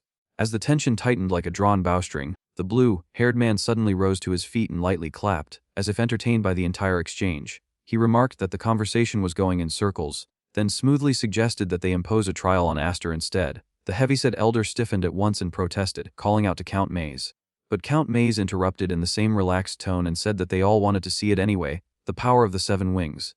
With a faint smile, he added that it would not be too late to decide Aster's fate after witnessing that. The mood shifted again. What had begun as an argument had now turned into something more dangerous, a test that could either prove Aster's worth or condemn him completely. Count Maze pressed further, saying that this was the residence of the world, renowned martial clan, so surely they could prepare 1 or 2 suitable trials. The moment Aster heard the name Count Maze, his thoughts sharpened. There was no mistake. This man was an ally. The timing of the suggestion and the direction of the conversation made it clear. It was a lifeline hidden beneath casual curiosity. After a long pause, Zenith finally agreed, in a cold, controlled tone. He ordered them to follow him. He remarked that teaching manners to a grandson who did not know how to speak properly was also the duty of an old man. He led them away until they reached a heavy structure. Zenith stated that this was the trial ground. It was dark inside, and beyond the darkness lay an underground bunker connected to the waterways.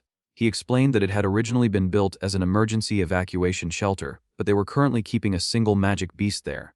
Then he announced the trial. It was simple. Aster only needed to defeat that beast. The simplicity of the words made the challenge feel even heavier. Hyfried let out a deep sigh, unable to hide his frustration. He muttered that Aster had always been a troublesome child, always crying and screaming when young, and reminded him that he had warned him many times to keep the existence of the 7 wings hidden. There was disappointment in his voice, but worry as well. Aster listened in silence.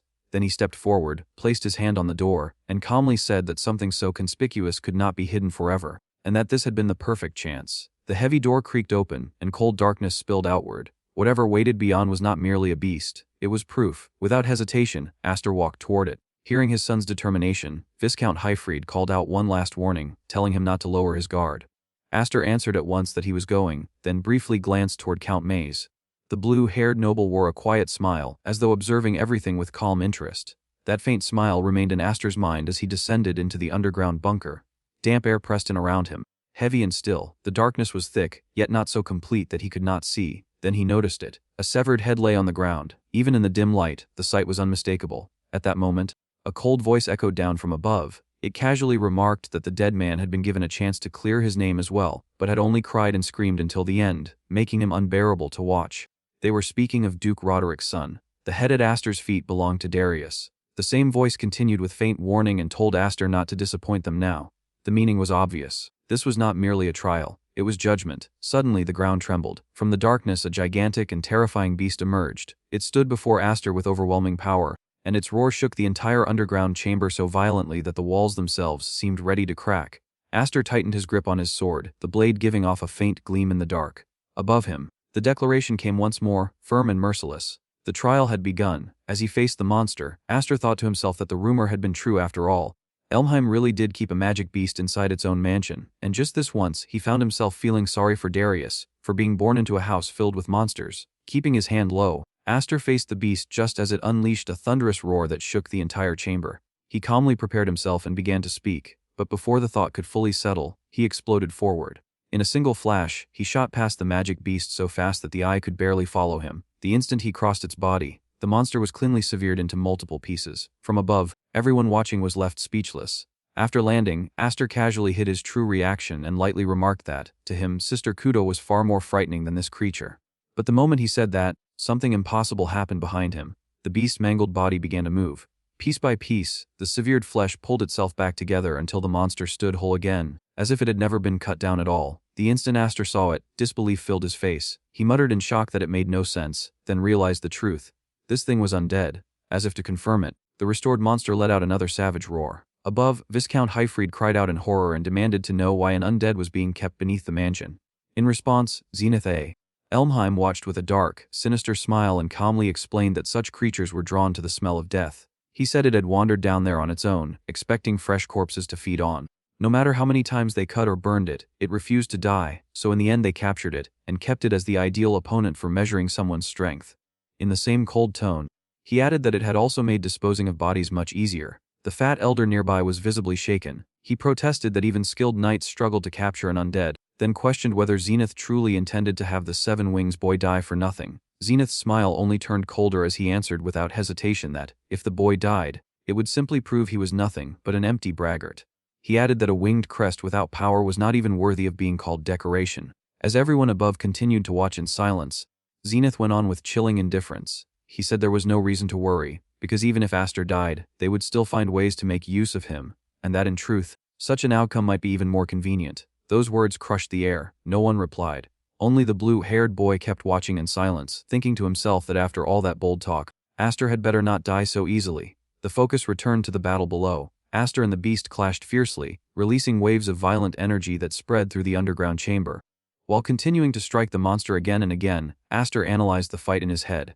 No matter how many times he cut it, there was no real effect, and its regeneration was far beyond that of an ordinary undead. He reminded himself that undead were already dead to begin with. To kill one completely, it had to be burned in sunlight or purified by a holy weapon. If neither option was possible, then the basic rule was simple: do not fight it. But he immediately discarded that thought. Retreat was impossible here. His eyes hardened. He thought that, if he relied only on ordinary textbook tactics, then there would be no point in calling himself Seven Wings. Even before a nearly immortal enemy, he refused to yield. He had to prove his worth. With that resolve burning inside him, Aster swung his weapon and unleashed a crushing strike straight ahead. He declared to himself that he would overpower the undead with sheer force. In the next instant, an enormous explosion erupted from the clash. A massive blast rocked the entire bunker, hurling dust and shockwaves in every direction. The elders above were stunned by the sheer amount of power released.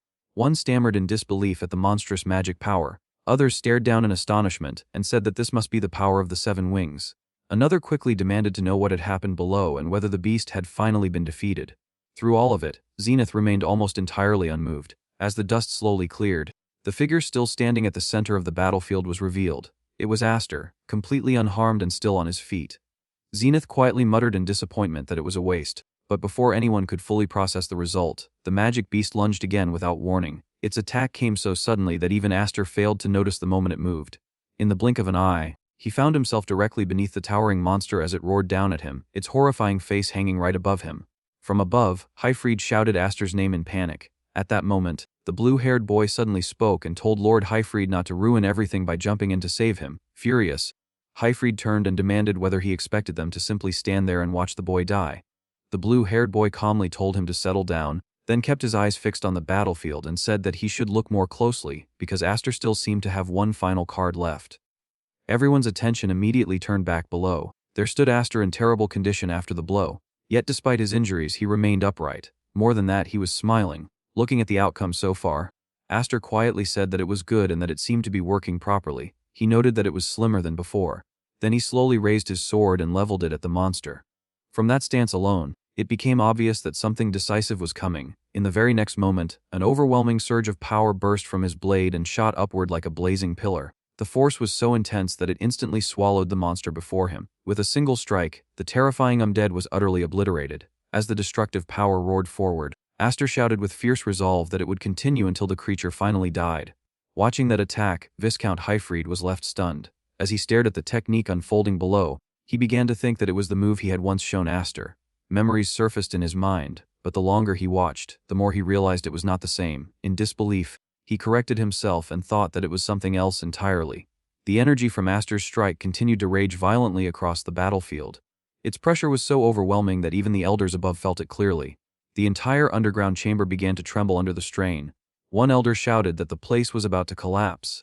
Another urgently called for the elder lords to move, and panic quickly spread as the destruction threatened to bring the whole structure down. Yet in the middle of that chaos, Zenith A.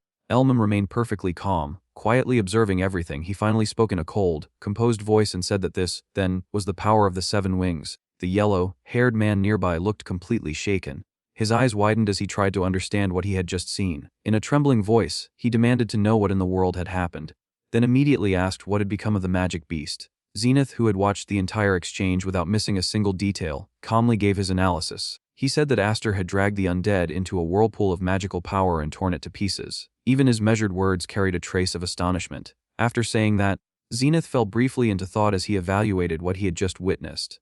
In his mind, he concluded that it had not even been a refined technique, only raw force driven by the overwhelming quality and volume of magical power one would expect from someone with 7 wings. He then turned to Viscount Hyfried and calmly asked whether that outcome had been part of his plan. Hyfried shook his head slightly and answered honestly that it had not. He admitted that even he was surprised by how much his son had grown, and both pride and genuine astonishment could be heard in his voice.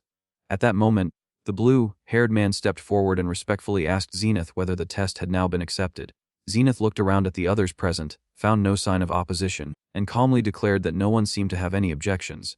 Hearing that decision, the blue-haired man immediately called upward and loudly told Aster that he had passed, adding that it would be best for him to come up soon.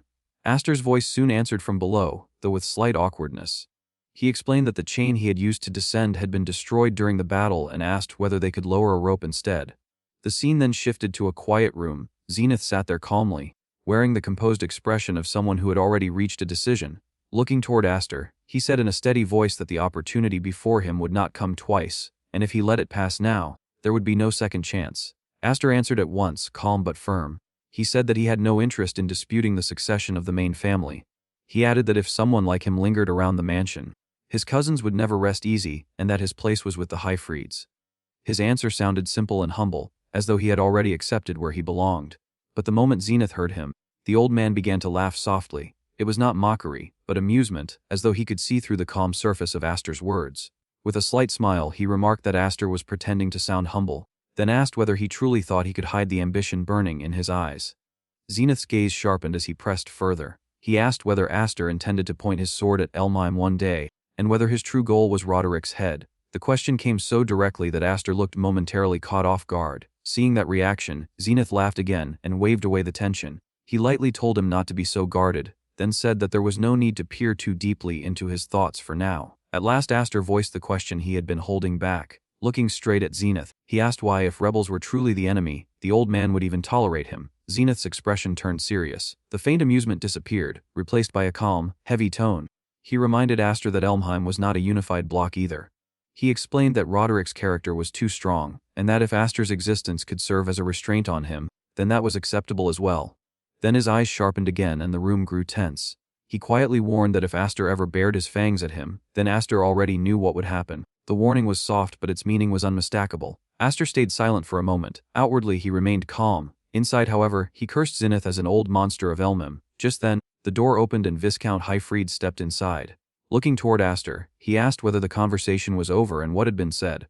Aster calmly replied that Zenith had offered to bring him into the main family, but that he had refused. The answer stunned Hyfried. His eyes widened, and he exclaimed in disbelief, clearly never expecting such a refusal. At the same time, another voice spoke from nearby and remarked that it was a waste, since joining the main family officially would have brought far greater profit.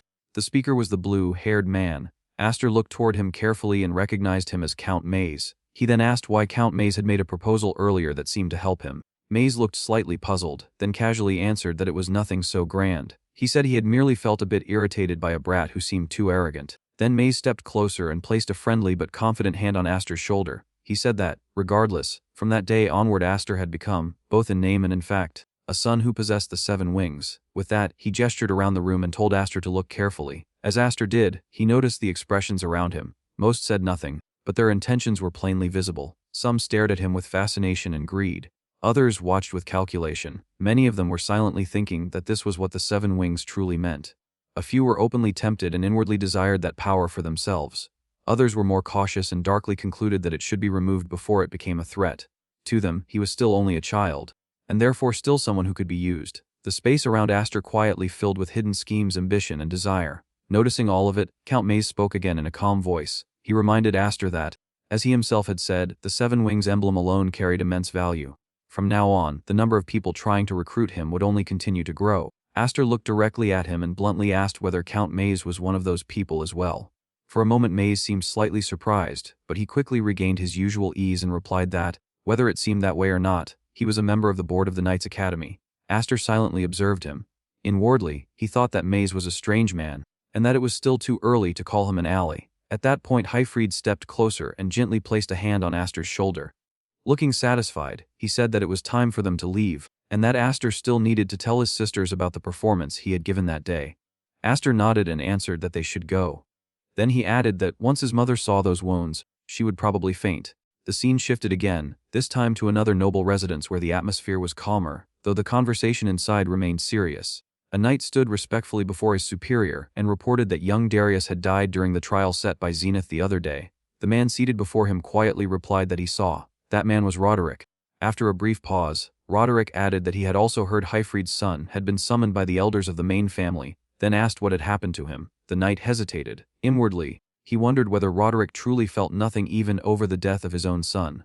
Still, he kept his composure and answered respectfully that he had a report on that matter as well.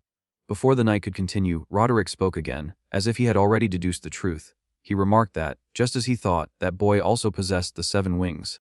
The knight looked startled and asked whether he had known already. Roderick leaned back slightly and answered in a calm, thoughtful tone that, if this continued, the balance of power maintained within Elmheim for so long might collapse. The knight carefully asked whether they should take action. Roderick dismissed the concern with a small wave of his hand. He said they should leave it alone, adding that if Elmheim could be shaken by an obstacle of that level, then the clan would have gone extinct long ago. Then a faint smile appeared on his face as he added that, though he was in no rush, those wings would one day be his. His eyes darkened as he continued. Until then, he would allow the boy to enjoy himself freely. He said he wanted to see how long the infant who had escaped that day could endure, and that the whole matter would entertain him for a while. As he spoke of the child of the 7 wings, Aster, the anger and hostility on his face were unmistakable. The scene shifted once more. 4 years later, a loud voice echoed across a wide-open area crowded with people. Applicants for the Dorsil Knights Academy entrance exam were being directed to register and move quickly to the next checkpoint. Young candidates packed the area, all gathered to take the Academy's entrance examination.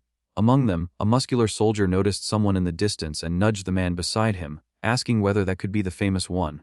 The other man quickly denied it, saying that it could not be, because he had heard the person in question was supposed to be much more corpulent.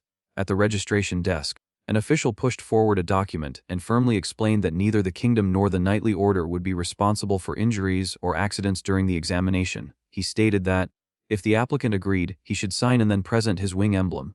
As he reviewed the candidates, the official remarked that they could not overlook anyone lacking magical power. Then he began to read out the next applicant's identity, starting with the emblem of the wings belonging to Aster Elmheim. But before he could say the name properly, his tongue stumbled. He looked up at the person standing before him and froze in surprise. The young man tilted his head slightly and calmly asked whether presenting the emblem was mandatory. He explained that his was located in a somewhat troublesome place to show, then casually asked whether his face alone would be enough instead. The one standing there with that relaxed smile was Aster himself. The scene shifts to a vast hall where a crowd has gathered outside, and at the center of it all, Aster walks forward with calm, steady confidence. Someone calls out to him from behind again and again until a man in green steps forward, points at him mockingly, and says that Aster is the smug-looking man he has never seen before. He adds that he does not know which noble house or country Aster comes from, then introduces himself as Viggersmeets. With a sneer, he asks whether Aster came to the wrong place. Spreading his arms as though presenting the grounds, he says that this is the exam site for the glorious Kingdom Knight Cadets, a place meant only for the finest among knights. Aster remains completely unfazed and replies that, in that case, there is no issue. Vigor pauses in surprise, then raises his voice and says that everyone here has endured brutal hardship while chasing the glorious road of the elite, taking this exam again and again for that dream. His gaze drops to the weapon at Aster's side, and he mocks him for carrying what looks like a child-sized sword. He says everyone can see it and declares that this is no place for an inexperienced swordsman like him.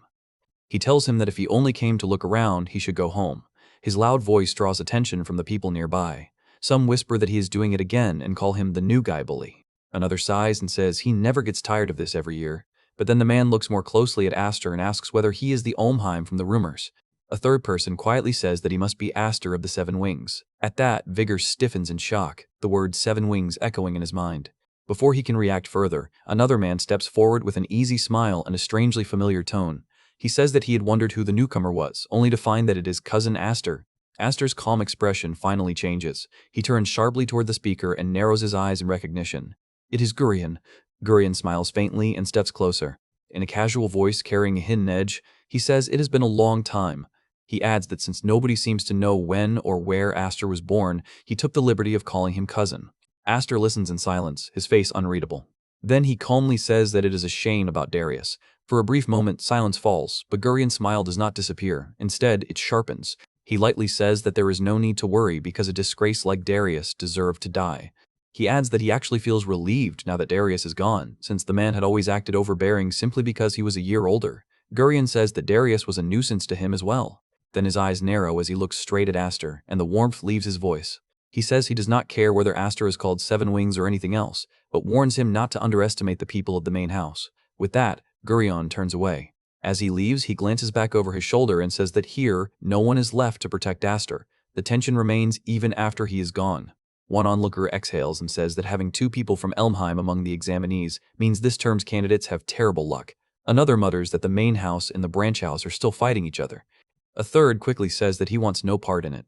Meanwhile, Vigor, who had been shouting so arrogantly only moments ago, is now completely shaken. As the truth sinks in, he stammers and asks whether Aster is truly that Olmheim. Aster only gives a small, relaxed smile and says that just Aster is fine, senior. The scene then shifts to the first exam site, where a large group of candidates stands assembled beneath a heavy atmosphere of tension. At the front, an examiner steps forward and loudly praises them for making it this far. He says he wishes first to commend their courage and patriotism. He then declares that Kingdom Knights are nothing like the provincial knights scattered through the countryside. With visible pride, he says that kingdom knights serve the king, protect the king, and stand as glorious swords willing to risk their lives for him. He says there is no need for dull or blunt blades and orders them to treat today's test as a battlefield and prove their true worth. As the speech echoes across the venue, Aster listens in silence. Inwardly, he thinks the words are absurd, yet his eyes remain steady as quiet resolve rises inside him.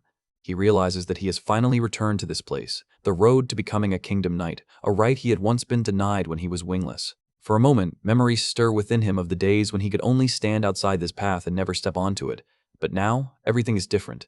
Beyond this test lies the world of the strong, a world he could never touch before. His eyes sharpen as one man comes to mind, the figure who still stands at the top of that world, Kingdom Knight General Commander Roderick A. Almheim.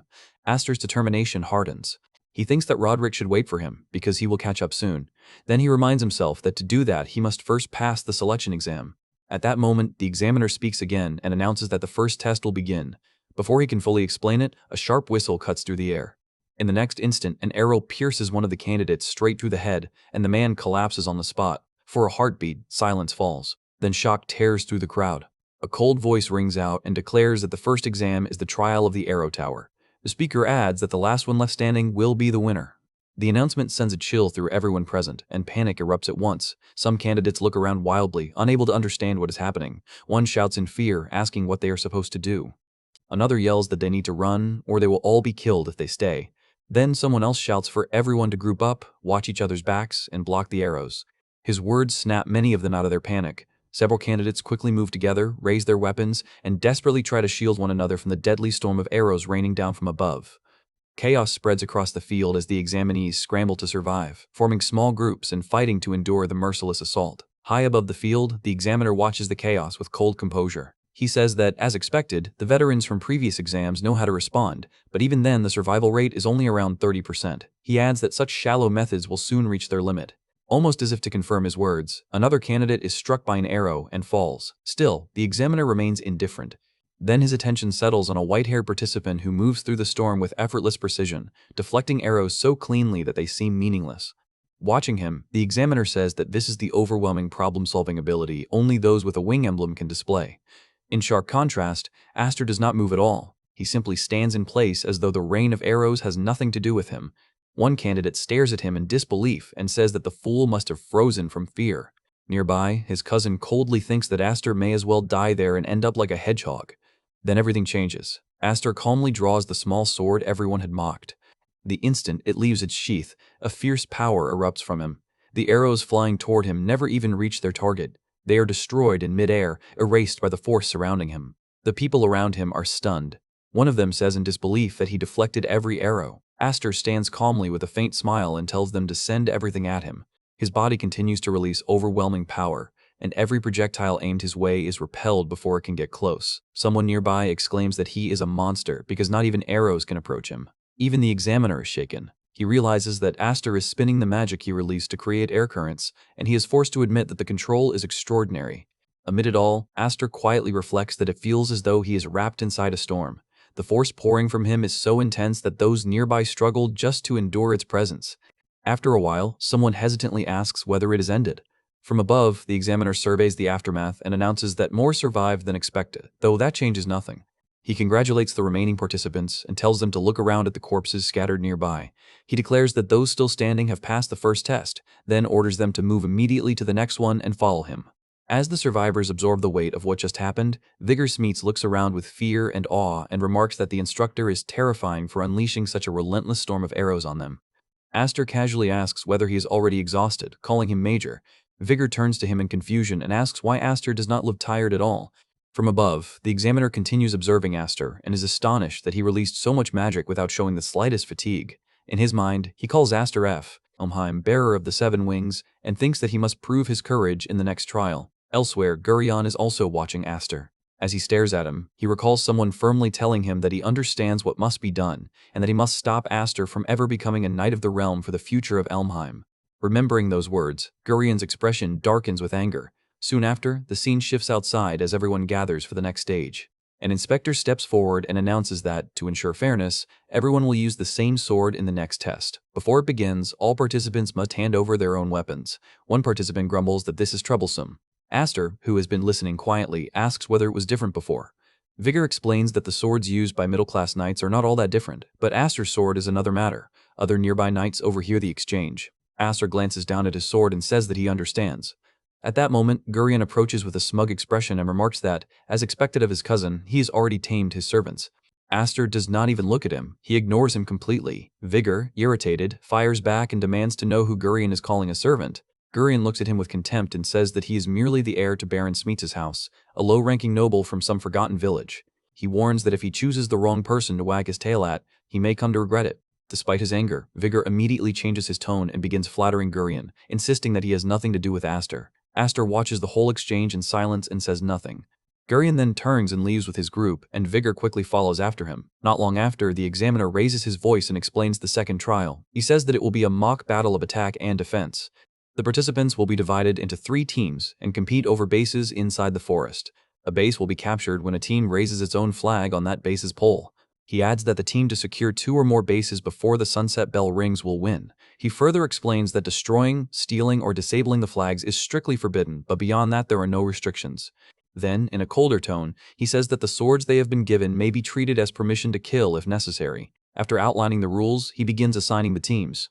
Gurion becomes the leader of the first group. The white-haired participant leads the second, and Aster leads the third. Each stands at the head of his team, ready for the coming battle. In his assigned area, Aster calmly studies the situation and says that the match will begin when the smoke signal rises. There are 3 flags, 1 for each faction, and victory requires capturing 2 or more bases, including one's own. Vigor, who ended up on Aster's team, speaks with a serious look and says that this means only 1 team out of the 3 will pass. Aster calmly replies that this is true, but asks whether that is really something to fear. Another participant nervously says that this means they may have to fight Elmheim. A third adds hesitantly that this is troubling. As Aster listens to their anxious voices, he quietly tries to understand their hesitation. Before he can respond, Vigor suddenly raises his voice and openly admits that they are afraid. He says they are terrified of going against Elmheim because their enemy is the young master of its main house. He explains that if they oppose him, they may never again be able to call themselves knights with pride, and in the worst case, their families and followers could be wiped out. That is why no one wants to make Elmheim an enemy. After hearing all this, Aster picks up the blue flag and directly asks whether they intend to abandon the test. Vigor answers without hesitation that there will always be another chance, and that it is better to retreat now than ruin their lives forever. He says that Aster cannot understand what it feels like to be among the weak. Those words sink deep into Aster as he suddenly breaks into a run. He thinks that he never expected to be isolated in a team battle, yet he understands them. He reminds himself that he had forgotten what Elmheim means to ordinary knights. It is a tyrannical family they can never resist, and Gurion stands as the symbol of that terror. Even as he moves deeper into the forest, his teammates' words keep echoing in his mind, telling him that he cannot understand the feelings of the weak. Thinking it over, Aster quietly realizes that, in another way, he is not so different from them. Still, something feels wrong. The forest is too quiet. He wonders whether no one has started fighting yet. Without slowing down, Aster races straight toward the red flag. As Aster races through the forest, he wonders whether the others are simply moving cautiously. Then a voice calls out from ahead in amused surprise, saying that he really came alone. Aster stops. Waiting for him is the white-haired participant who stood out in the first test. The man calmly says that everything has gone just as he expected. He holds his flag in hand, and Aster immediately realizes that this must be why he stayed near his own base. The white-haired man looks straight at him, says that he was starting to get bored, then suddenly tosses his yellow flag into the air and boldly tells Aster to fight him. Aster is caught off guard and wonders what this means. At the same time, the man tightens his grip on his sword and the air between them turns tense. Elsewhere, Gurion advances with his group and coldly vows that he will show his cousin how the Elmheim family fights. The second trial of the Knight of the Realm selection exam is already underway. The 20 participants have been split into 3 teams, and the rule is simple. The team that controls 2 or more bases by the end of the test wins. In other words, passing requires planting one's own team flag on enemy bases. In the middle of the battle, Aster steps forward and directly asks why his opponent, who should belong to the yellow team, is raising a red flag instead. The white-haired man calmly replies that the reason is simple. He has formed an alliance with Elmheim. As he says this, he begins releasing sword energy, and the atmosphere immediately sharpens. At that moment, an observer reveals his identity. He says that the man is Christopher Nolan, eldest son of the Nolan family, the house famed as the founders of court fencing. He bears the 5-wing emblem. Though he was overshadowed by the 7-wing participant in the first test, only 2 people passed the arrow tower without even changing their expressions, and those 2 were Aster and Nolan. The observer adds that both are exceptional talents from Caballero with tremendous potential, and remarks that it is unfortunate such promising figures have been forced to face one another here. After hearing about the alliance, Aster immediately asks whether this is a secret pact and whether Christopher truly understands that only one team can win in the end. Christopher calmly blocks Aster's attack and says that he knows that perfectly well. He explains that since Elmheim stands on his side, he has already decided that the main house will be the one to win. He adds that, by now, his teammates should already be moving with Elmheim to attack Aster's base. At once, danger flashes through Aster's mind. He realizes that this is bad, because Smeets and the others are in serious danger. He presses Christopher again and asks whether Gurion threatened him, asking what would happen if he dared oppose Elmheim. Christopher advances without hesitation and replies that no one willingly steps in front of a moving carriage once they know it will crush them. He says that chivalric nobility exists within a rigid hierarchy, and that such submission is simply part of the natural order. As he speaks, he unleashes a powerful strike and declares that this too is the proper conduct of nobles. Aster struggles to block the attack, but the pressure keeps rising. In the next instant, his sword suddenly shatters. Looking at the broken blade, Aster realizes at once that something is wrong. He thinks that the sword is definitely strange and begins to suspect that he was deliberately given defective weapon for this exam. Christopher does not let up. He presses forward and confidently says that there is no need to worry because their match will remain nothing more than a gentleman's duel. He adds that he dislikes the people of Elmheim, especially those who try too hard to stand out, and contemptuously mocks Aster while continuing to attack. By now, Aster's sword has been completely broken, and Christopher keeps pressing him without giving him room to recover. Yet Aster quickly regains his composure. Grabbing the broken fragment, he pours energy into it and launches a sudden counterattack. The strike flies toward Christopher with enough force to catch him off guard. Christopher manages to block it, but only barely. In that brief opening, he notices something unexpected. Aster has already turned and started running. Christopher shouts after him and demands to know whether he is truly fleeing, telling him to wait. Aster does not stop. As he moves away, he says that they will settle their fight later, because right now there is someone else he must deal with first. His calm voice makes it clear that he is not retreating out of fear, but because he has chosen his real target, his cousin.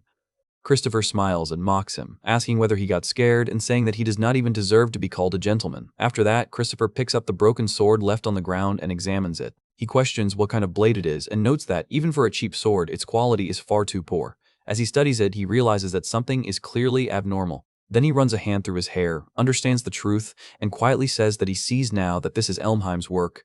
Slightly irritated, he remarks that it is a very unpleasant way to ruin the atmosphere. Meanwhile, Aster returns to his territory and immediately calls out, asking whether Smeets is all right. Before he receives an answer, a familiar voice reaches him, saying that he arrived sooner than expected.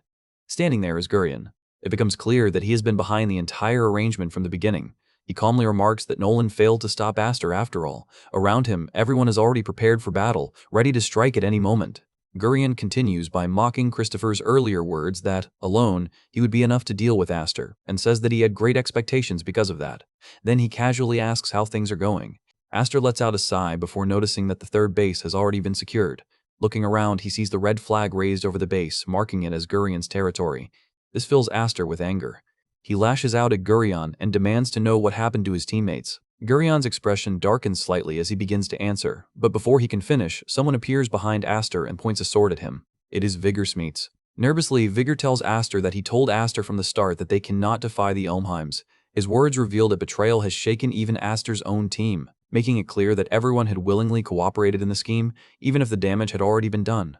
Still, he seems conflicted, though his voice lacks conviction. Gurion steps in with cold confidence and says that the others never even tried to resist, despite being no more than field monkeys. He adds that at least they understood which side of Elmheim they were supposed to support. Aster, hearing this, asks directly whether Gurion really believes he can defeat him just by gathering numbers. Gurion smiles and says that Aster is mistaken because the battle is already over. He explains the true victory condition of the attack and defense match once more. The team holding 2 or more bases when the exam ends will win. He says that even if Aster falls into despair and starts capturing bases now, he still will not have enough people to defend them. As Aster looks around, he notices that the blue flag has already been destroyed, making the situation even worse. Gurion goes on to reveal his strategy. He says that all they had to do is wait for Aster to move to another base, then raise the red flag again afterward. As long as they continue controlling 2 or more bases, victory is guaranteed. His smile grows wider as he explains how simple and effective the plan is. But Aster does not retreat. He firmly says that if that is their strategy, then he will make sure they cannot carry it out at all. His resolve becomes unmistakable as he declares that he will keep going until every last one of them is torn apart. Those words make the people around him tremble, but Gurion only smiles and mocks him, saying that he is just bluffing. He points at Aster's sword and says that it is already useless. He adds that even with 7 wings, Aster is nothing without a moon sword. At the same time, Gurion keeps exposing how carefully he arranged everything and then asks whether Aster truly intends to fight everyone present. Aster calmly answers that the situation is troublesome and even admits that Gurion has impressed him more than expected. He draws his weapon, but the broken blade makes even the onlookers uneasy. Then Aster says that Gurion planned things more thoroughly than he anticipated. Suddenly, he lets the sword fall from his hand. Seeing that, Gurion immediately declares that they have already won. But the moment the broken sword hits the ground, Aster readies himself once more. The fire in his eyes makes it clear that he has not given up in the slightest. Standing alone and completely unarmed, Aster smiles with calm confidence and once again praises the trap for being well prepared. The enemy leader, unable to sense the danger closing in on him, only lets his malicious grin widen. As the last fragments of broken steel clatter against the floor, the real battle begins. At the final instant, Aster ducks beneath a soldier's lethal swing, barely letting the blade pass over him. Then he launches forward and drives a crushing kick into the attacker, sending him flying. The fallen soldier's sword spins into the air. Aster reaches out without slowing down and snatches the blade mid-spin. In the next breath, he cuts through the remaining guards with one clean strike, sending a crimson wave across the battlefield. Gurion stares at his ruined squad, unable to understand what just happened. None of it makes sense to him. Aster lifts the stolen sword and says that Gurion made a fatal mistake by stepping out from the shadows. Crimson power surges around Aster as he declares that Grion's arrogance has already cost him the battle. Terrified and furious, Gurion curses him and screams that he is a monster. Aster answers by leaping forward, his body exploding with a vortex of red energy. Mana propels him upward like a missile, carrying him across the huge distance to the wall in an instant. Gurion looks up in horror, completely unable to believe that anyone could fly such an impossible distance. Before he can defend himself, Aster smashes through his guard and sends him plummeting. As they fall, a memory rushes through Aster's mind. He remembers the first time he hovered as a wingless infant, and the overwhelming sensation of power that came from bending mana to his will. With Gurion helpless in his grip, Aster mocks him in midair, calmly showing off the aerial dominance that terrifies him. Gurion finally panics and begs him to stop as the reality of his defeat sinks in. Aster raises the stolen blade, his glowing eyes filled with frightening authority, and prepares to pass judgment. A slow smirk crosses his face as he finishes taunting his enemy. With every bit of force behind the strike, Aster brings Gurion crashing down. The impact triggers a massive explosion that shakes the area and sends smoke rising from the wall. From a distance, Bigger stares with his mouth hanging open, stammering in disbelief and demanding to know how anyone could fight like that. He cannot process the monstrous power before him because none of it follows common sense. Aster emerges from the smoke, casually dragging the battered Gurion by the collar. He stops in front of the remaining crowd, his golden eyes fixed on them. Then he lifts the unconscious man one last time before dropping him onto the dirt like dead weight. The onlookers freeze in terror. No one moves until a desperate voice screams at them to act. Barely conscious, Gurion spits out an order for his subordinates to finish the job. He invokes Elmheim's name and uses the Duke's authority to force them into action. Reluctantly, Bigger rushes forward and grabs a discarded sword. Aster remains calm and asks if they are truly that afraid of Elmheim's retaliation. The desperate swordsman admits that his minor noble family would be crushed like insects if they dared to defy the higher nobles. He explains bitterly that weak people have no choice but to bow their heads and act obedient just to survive. Overcome with frustration, he shouts that someone as powerful as Aster could never understand their miserable situation. Aster says nothing at first. He simply takes in the harsh truth of their lives. Then, instead of getting angry, a faint amused smile forms on his lips. The swordsman, baffled by his reaction, demands to know what he finds so funny. A memory strikes Aster. His sister, Kudryavka, once threw the exact same words at him. Returning to the present, Aster admits that he has been blessed with incredible power. But he also says that overwhelming strength gives him a responsibility only he can carry. Right there, Aster decides that the arrogant Elmheim family is his true enemy. With unwavering confidence, he declares that he will tear down the corrupt system from the ground up. The crowd goes completely silent. No one expected such a treasonous declaration. The beaten swordsman cannot believe what he is hearing. Bigger stammers a warning, terrified of the consequences. Aster does not back down. He confirms that he is declaring war against the ruling powers. He warns the lackeys that blind loyalty to the current lords will only lead to betrayal and a miserable death. He says that if they do not want to be discarded like trash, they need to rise up and fight back. Then Aster brandishes the legendary 7 wings as proof of his right to rule, and forces the terrified men to choose who their true master will be. A heavy silence falls over the courtyard as his ultimatum settles over everyone. From the dirt, Gurion screams desperately, threatening to hunt down anyone who switches sides. Bigger and the others freeze under the venom of his voice. Sweat rolls down Bigger's face as the weight of the decision crushes him. Unable to hold back any longer, Bigger lets out a furious scream. Cursing bitterly, he drops his weapon into the dirt. Then he charges forward and demands to know if Aster can truly pull this off. He lays everything on the line, warning that if Aster gives them false hope, he will resent him forever. Aster does not flinch. He meets Bigger's gaze with glowing eyes and seals the promise without hesitation. Bigger's comrade then shouts his family title for everyone to hear, making it clear who is taking the first step. Raising the blue flag high, Bigger officially declares his allegiance to his new master. The crowd is stunned. Grian's entire scheme collapses in front of them. Pinned to the ground with a sword at his throat, Grian's eyes flare a demonic red as he spits hatred at Aster. Bigger's allies immediately gesture to the confused crowd, urging them to wake up and seize this chance to oppose the arrogant elites. With Aster standing quietly behind him, Bigger loudly declares his loyalty to the Seven Wings. Nervous murmurs ripple through the examinees as they realize how outrageous this rebellion has become. Aster watches the chaos unfold and quietly calculates his next move. Gaining one noble is not enough. If he truly wants to dismantle Elmheim's empire, he needs an entire army. Across the ruined arena, Grian remains in the dirt, humiliated and broken by defeat. A silver-haired teammate cautiously approaches and offers him a hand. Grian violently swats it away, spitting venom at the people who tried to help him. His bruised face twists with hatred. He is terrified of what the main family will do if he allows a branch family upstart to win. As anger consumes him, a gruesome memory flashes through his mind, showing a severed arm and glowing red eyes, a brutal reminder of his brother's failure. Clutching his hand, Grian vows to survive. He refuses to accept such a pathetic ending. Just then, heady footsteps approach him, followed by a mocking voice. Grian snaps his head up, furious at being spoken down to. Standing before him is Nolan, the calm swordsman whose presence immediately draws out Grian's rage. Grian points a trembling finger toward Aster in the distance, furiously gesturing at Nolan as if he were a weapon that failed to eliminate the target.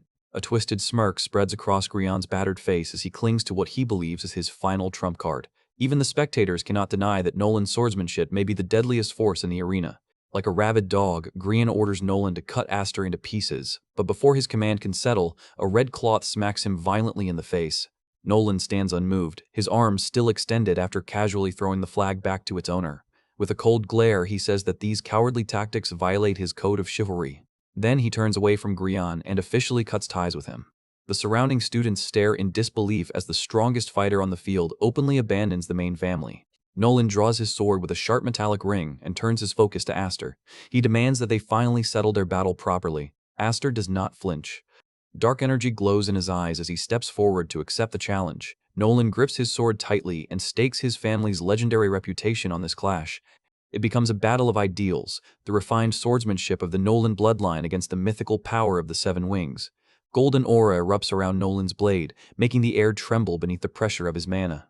He lunges forward with explosive speed and releases a devastating wave of light, determined to prove his superiority. Aster flares his monstrous red aura in response. He calmly withstands the attack and raises one hand, signaling that their true duel should wait. Forced to defend himself, Aster lifts his blade and blocks, unleashing a burst of crimson energy that overwhelms Nolan's assault. Straining under the weight of the clash, Nolan realizes that Aster's strength is far beyond what it was before. Confused by Aster's sudden lack of killing intent, Nolan demands to know if he has forgotten the stakes of the trial. He steps back through the dust and reminds Aster that Academy rules only allow one squad to claim victory. With a fierce swing of his blade, Nolan insists that their clash of ideals must be settled right there. Aster does not even raise his weapon. He says that a fight to the death does not fit into his plans. Looking Nolan directly in the eye, Aster reveals that he wants him to pass the exam and become a knight. The absurd statement stops Nolan cold, leaving him visibly confused. Aster gestures toward the surrounding students and explains that forcing a fellow rebel to give up his dream over a technicality would be a waste of talent. A scheming smile spreads across his face as his eyes glow with dark amusement. He declares that he plans to rig the entire test so every student walks away as a winner. The claim shocks the gathered competitors. Grian and the others sweat nervously, unable to grasp how such an impossible thing could happen. Aster admits there are no guarantees, but he insists that if everyone cooperates, they can break the system together. To begin, he turns away from Nolan and walks toward his beaten cousin. Still kneeling in the dirt, Grian flinches, expecting another punishment. Instead, Aster offers him an open hand and a warm smile, inviting his former rival to let go of their conflict and join his revolution. A single flag rises, throwing the observers into confusion. A purple-haired examiner loses control and screams at the competitors for somehow failing the most basic task of the trial, but Aster is already 10 steps ahead. Calmly, he explains the exact wording of the victory conditions and reveals the loophole hidden inside them. He lays out his masterstroke, a three-way alliance that jointly occupies the camps and guarantees victory for everyone involved. The furious official storms up to him and demands to know if this entire stunt is a sick joke meant to mock the academy. Behind Aster, Grian and the other recruits start sweating, their fragile confidence cracking under the examiner's anger. The official leans in with pure intimidation and tries to trap Aster with a hypothetical question. He asks if a true soldier would simply shake hands with a target he had been ordered to destroy. Aster answers without hesitation, using cold and practical logic. He says that a smart commander knows when an enemy is worth more alive than dead. Even as the examiner glares at the defiant student, his rigid belief in perfectly obedient, faceless knights keeps him rooted in place. Refusing to bend, the purple-haired official snaps that a mere recruit has no right to make strategic decisions on that scale. Aster does not retreat even a step. Instead, he boldly dares the examiner to disqualify them, pointing out that punishing students who followed the written rules would be nothing more than an abuse of authority. The official flinches at that, caught completely off guard by Aster's flawless logic. Seeing his hesitation, Aster pushes harder, leaning in as if to deliver the final strike against the academy's authority.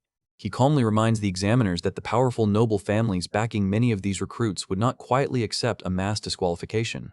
Trapped between academy rules, political pressure, and the threat of noble outrage, the official can only grit his teeth in defeat. An hour later, the chaos settles into suffocating silence. The recruits wait in a tense room, each of them stewing in uncertainty. The quiet feels unbearable, broken only by Bigger Smate's restless tapping as his anxiety finally catches up with him. While Bigger worries that they might all be disqualified after all, Aster simply shrugs, completely calm despite the looming threat. To him, the delay itself is already proof that his gamble worked. If the academy could have rejected them outright, it would have done so immediately. Across the room, Grian sits with his arms crossed, clearly losing patience with the agonizing wait. Bigger leans closer to Aster and quietly wonders how he managed to drag such a stubborn noble into their scheme. A knowing smirk appears on Aster's face, hinting at a hidden manipulation he has no intention of explaining yet. Before he can say anything, the heavy double doors are thrown open, shattering the tense silence. Both boys turn at once, instantly alert as the moment of judgment arrives. Principal Mimir himself steps through the doorway, arriving personally to deliver the final verdict on their unprecedented rebellion. The examination hall goes still as an unseen proctor commands everyone's attention for the announcement. A stern examiner steps beside Principal Mimir and orders the candidates to remain silent. Bigger leans over his desk, squinting at the legendary figure before them. Aster quickly hushes him and warns him not to underestimate the old man just because he appears ordinary. Mimir locks eyes with Aster, the mastermind behind the entire incident, and acknowledges that he has caused the administration an enormous headache. As he paces the stage, the principal explains that allowing so many students to pass at once is almost unheard of. While he speaks, the influence of the academy's powerful directors looms over the decision, revealing that they have chosen to support Aster's audacious proposal. Aster furrows his brow, trying to understand the meaning hidden behind the principal's careful bureaucratic wording. Then a faint, knowing smile pulls at the corner of Mimir's mouth. With unexpected warmth, the principal announces that every single candidate has passed. For a heartbeat, no one moves. Then the entire auditorium erupts. The recruits explode into cheers as the impossible truth sinks in. Their gamble worked. Bigger throws both arms into the air in pure triumph, while Aster allows himself a quiet, satisfied smirk. Clapping his hands together, Principal Mimir officially welcomes them as the newest class of the Drassel Kingdom Night Academy. Hours later, the crushing tension of the exam finally melts away beneath the night sky. A loud sigh of relief drifts through the academy bathhouse as the new cadets soak in a massive, luxurious tub. Bigger practically glows with happiness, marveling at the unbelievable comfort of their new elite lifestyle. Splashing in the warm water, he enthusiastically says that all of this is thanks to Aster. Aster runs a hand through his wet hair and quietly enjoys the rare moment of peace. Around them, the other recruits erupt into cheers, loudly swearing lifelong loyalty to the leader who secured their futures. But not everyone is ready to worship him. From the edge of the bath, Nolan scoffs and calls them opportunists, refusing to offer gratitude. When the others call him out, he defensively insists that his clash with Aster was only a tactical draw. Aster leans back with a confident smirk and brushes off the banter. He reminds them that they have just defied the untouchable Elmheims and still became official candidates. Then his playful mood fades into seriousness. He explains that this is only the beginning. From now on, they will need victory after victory if they want to tear down the corrupt establishment. With a fierce glint in his eyes, Aster declares the start of their grand rebellion. To make that impossible plan a reality, he is relying on his greatest advantage. His older sister, Alphen, is already an academy veteran, and her insider knowledge should become the perfect weapon to support his campaign. Stepping away from the others, Aster grounds himself and remembers that the real, brutal training begins at dawn. Leaving the water behind, he realizes he still needs to adjust to the absurd luxury of this elite environment. Then, a sudden rustle behind him breaks his thoughts. Aster turns around and freezes. The entire bathhouse of recruits is kneeling at his feet.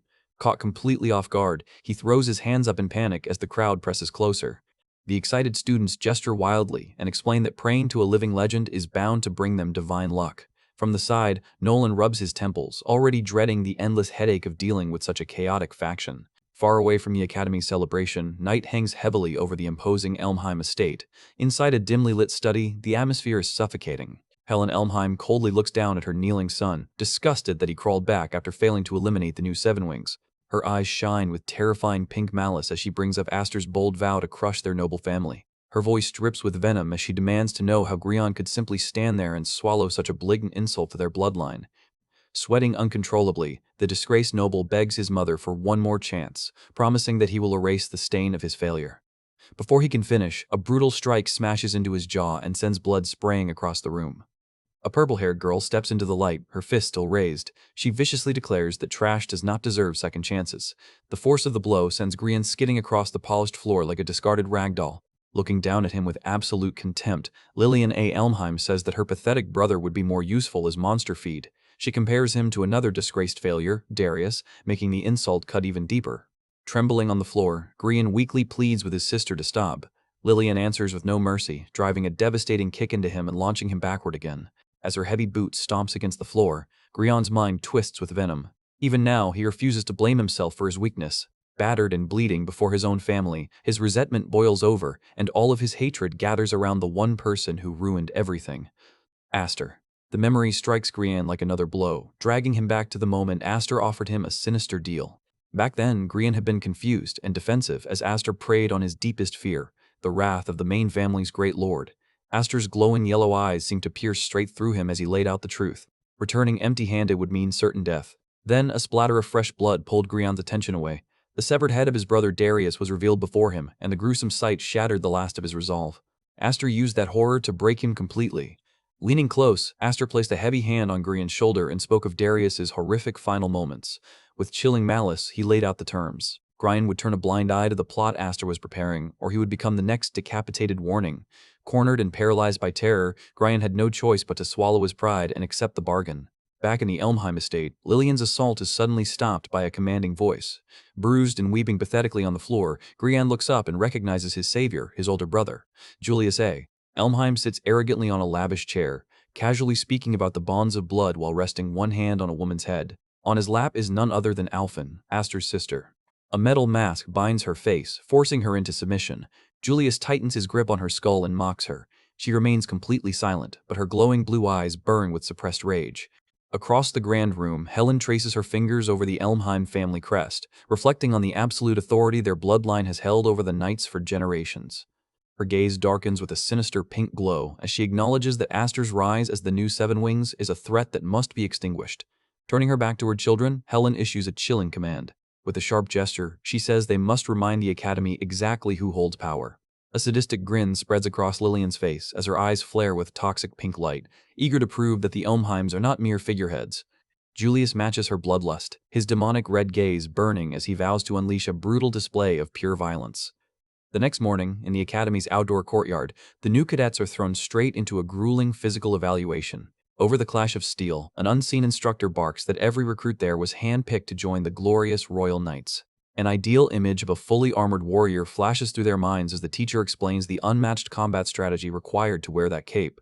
But reaching such an elite level is no easy task. Bigger strains every muscle in his body, trying to channel his green aura into a proper strike. The moment his attack hits the Blackstone target, the impact sends brutal feedback through his arms and completely shatters his magic. Sweat pours down his face as he curses under his breath, forced to realize how enormous the skill gap truly is. The instructor breaks down the Academy's strict 6-tier ranking system, explaining that only the most capable students will earn the right to learn advanced techniques. He warns that relying only on physical swordplay makes a knight third-rate, while relying only on magic raises them no higher than second-rate. Then the true standard is revealed as Aster steps forward, his blade already wrapped in a dense, crackling red aura. The instructor passionately declares that continuous growth is the only path to freedom. Aster swings. A colossal wave of power tears forward, shocking everyone present. The force of the strike leaves both the class and the teacher staring in disbelief. Aster stands perfectly calm, his weapon resting easily at his side after effortlessly cutting the supposedly indestructible target in two. The stone's smooth, glowing purple cross-section proves just how flawless his technique is. An impressed shout rises from the staff. Thrilled by the display, the instructor cheerfully announces that Aster's impossible strike will now serve as the new baseline for everyone else. The recruits respond with collective groans of despair. Unbeknownst to Aster, two mysterious figures watch his every movement from an upper balcony. Looking down at the courtyard, the high-ranking observers quietly discuss the rumored prodigy known as Seven Wings. They can hardly believe what they are seeing. Cutting through a golem-grade magic iron pillar with such effortless precision proves that Aster is undeniably special. Even so, the dark-haired observer warns that if the boy becomes complacent with his current strength, he will be swallowed whole. As they continue watching from above, the chilling thought of the Academy's true apex predators rises between them, the ruthless dragons. Aster and Bigger walk through a sunlit corridor, quietly discussing the brutal reality of their new position at the Academy. Bigger stares down at his evaluation card with a grimace, grumbling that the Academy's merit system is even more ruthless than he expected. He points out the harsh truth that, out of their entire class, only Aster and Nolan managed to rise above the lowest tier. For Bigger, the gap between a humble rank 5 and the prestigious rank 5 feels painfully wide. Aster notices his frustration and offers him an encouraging smile, reminding him that if they want to become royal knights, both of them need to reach rank 2 eventually anyway. Bigger sighs in exasperation, but the fire in his eyes returns. Half-jokingly, he says that Aster really is a strict boss. The sudden title catches Aster completely off guard, leaving him blinking in honest confusion. Dropping the joke, Bigger leans closer and asks if Aster has seriously forgotten the huge promise he made. The memory rushes back to Aster. Back in the examination arena, standing victoriously with his glowing blade in hand, he had boldly declared that he would crush the corrupt Elmheim faction. His words had ignited hope among the defeated recruits, making them look to him as the person who might finally save them from the system. Bigger firmly grabs Aster's shoulder and makes it clear that he intends to support him. Then he throws his arm up excitedly and declares that they will dismantle Elmheim together. Aster can only sigh at the sudden weight placed on him, but he accepts it. If everyone is looking to him for protection, then he has no choice but to grow stronger. Gripping his rank card tightly, Aster makes a quiet vow to himself. To destroy the corrupt establishment, he needs power on an entirely different level. But before any grand rebellion can begin, Bigger's stomach growls loudly, reminding both of them that they still need food if they want to survive the afternoon training. When they reach the dining hall, they find the entrance blocked by a crowd of anxious cadets. The gathered students murmur nervously, wondering what is happening inside. As Aster and Bigger push through, panic spreads through the crowd. Several cadets immediately recognize Aster and warn him that Elmheim is rampaging inside. A blonde aristocrat casually chews on bread while looking down at them with a mocking smile. The moment he acknowledges Aster's arrival, the tension in the hallway spikes. The arrogant noble taunts Aster for arriving late and says that they already started the feast without him. Inside the hall, the sight is pure humiliation. Julius and Lillian Elmheim are sitting arrogantly while using unconscious cadets as human furniture. Bigger's face drains of color as he begins to understand what he is seeing. Aster grimly confirms the monsters before them. The man is Julius A. Elmheim, second in line to the main family, and the girl beside him is his sadistic younger sister Lillian. Even as the siblings lounge casually in the dining hall, Aster remembers their reputation. Julius and Lillian are known as two of Elmheim's most ruthless tyrants, feared for their cruelty and blood-soaked methods. Sweat rolls down Aster's face as he mentally curses himself for forgetting that these threats were also enrolled in the academy. Lillian rests her foot on the metal mask covering her defeated younger brother's head, cruelly mocking him while sizing up her new prey. A muffled groan escapes from inside the iron contraption as she presses down harder. Bigger stares in confusion, unable to understand what the strange device locked around the boy's head is. Aster knows exactly what it is. His voice drops as he identifies it as the infamous iron shackle. The sight drags Aster into a grim vision of his past life, where he once crawled beneath the weight of that same suffocating mask. Julius drives his boot into Grian's back, snapping Aster back to the present. He mocks Grian for being raised too softly and flashes his own crimson mark while sitting on the defeated boy like a throne. Then he ridicules Grian for disgracing the Elmheim bloodline with a pathetic rank VI score. To make the humiliation worse, Julius grabs Grian by the heavy metal mask and sneers that his little sob story is worthless. With a sadistic grin, he boasts that he gave his younger brother this deadly motivation as a gift.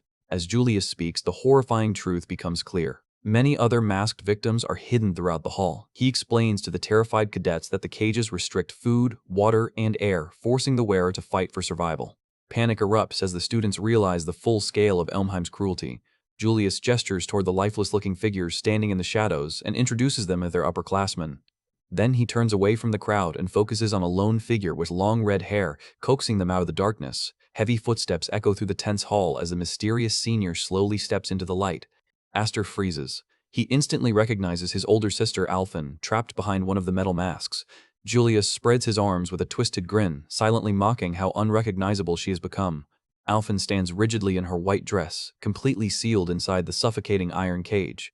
The realization shatters Aster's composure. He screams her name for the entire hall to hear. But behind the cold metal, Alphen can only avert her eyes, humiliated that her brother has to see her like this. Shock vanishes from Aster's face and is replaced by dark, explosive fury. His teeth grind together. His gloved hand clamps down on his sword hilt so tightly that his knuckles turn white. Without hesitation, he lunges straight at Julius, demanding to know what they did to his sister. Before his blade can reach him, Julius casually tosses another heavy iron cage onto the stone floor, stopping Aster's charge. Unbothered by the drawn weapon, Julius toys with the metal mask and tells the furious brother to calm down. Beside him, Grian lies motionless, serving as a grim example of what happens to those who resist. Then dozens of metal shackles begin dropping around the hall as Julius boasts that he brought enough toys for the entire class. Planting his boot on his fallen victim, Julius officially begins his twisted welcome party. Chaos erupts instantly. The masked upperclassmen swarm the new cadets. From the sidelines, Julius watches with glowing eyes and sadistic delight as he offers his brainwashed hounds a twisted reward. He commands them to place a metal cage on every survivor and drag them to his feet. Sparks fly as Bigger struggles under the relentless assault. He quickly realizes that the attackers are empty behind the eyes, moving like dead puppets. Nearby, Nolan barely deflects a glowing blade and immediately calculates that these drones are all high-ranking elites. The reality hits Bigger hard. He knew they would eventually have to fight the Elmheim faction, but this ambush is far beyond anything he expected. Pushed to the brink, he screams for his boss before he ends up as another brainwashed puppet. Before the attackers can finish him, Aster steps into the fray. His massive blade radiates jagged crimson energy. In a single devastating flash, he cuts down the two elites attacking Bigger, leaving them groaning on the ground. His golden eyes lock onto Julius with cold, controlled fury. Bigger can only stare in awe at the terrifying pressure surrounding Aster's power. Aster cuts through the chaos by demanding to know what Julius is trying to accomplish. Julius remains unfazed. He waves off the hostility and claims that this brutal culling is nothing more than an act of selection. As he mocks the weakness of the cadets, the reality of his cruelty plays out all around them, with mindless enforcers brutalizing terrified students who only wanted to pass the exam.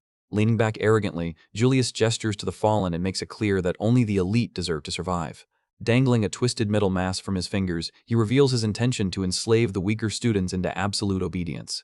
Aster has no interest in his twisted philosophy. He cuts him off and grips his sword hilt as jagged red energy erupts from the blade. He demands that Julius remove the device from Alphen's face immediately. Without waiting for an answer, Aster brings his massive, glowing sword crashing down toward Julius's skull. The strike is suddenly intercepted. Aster freezes in horror when he realizes that his own brainwashed sister has stepped in to protect Julius. Alphen forces him back with a sweeping slash of golden energy. Julius cruelly mocks Aster and claims that she chose to stand by his side. Then he flashes a demonic grin and urges Aster to ask her himself, twisting the knife even deeper. Aster is forced into an impossible situation, standing before his sister's raised blade while the air fills with unspoken tragedy. From the sidelines, Lillian giggles at the cruel family drama, clearly enjoying his torment. The pieces finally connect in Aster's mind. Alphen's long silence, his mother's frantic worry, and every unanswered question all lead to this sickening truth. This is what happened to his sister. Refusing to accept it, Aster launches forward. His weapon burns with monstrous crimson aura as he strikes at his own flesh and blood. Their blades collide, sending a shockwave through the dining hall. Aster desperately promises that he will break her free from Julius's control here and now. But Alphen's counterswing catches him off guard. The force staggers him backward, and he realizes that the mask has unlocked a terrifying amount of power inside her. Out of nowhere, Nolan vaults past him, furious that Aster is hesitating in the middle of battle. Gripping his glowing weapon, Nolan steps forward with fierce determination and aims his blade directly at Julius. Disgusted by such cowardly tactics, Nolan glares at the tyrant with pure contempt. He demands that Julius get out of his chair and fight like a real warrior. With a fierce battle cry, Nolan launches himself through the air, vowing to carve his family's martial arts style into Julius's flesh. But the devastating thrust is caught barehanded. Julius casually ignites his palm and mocks Nolan's desperate effort.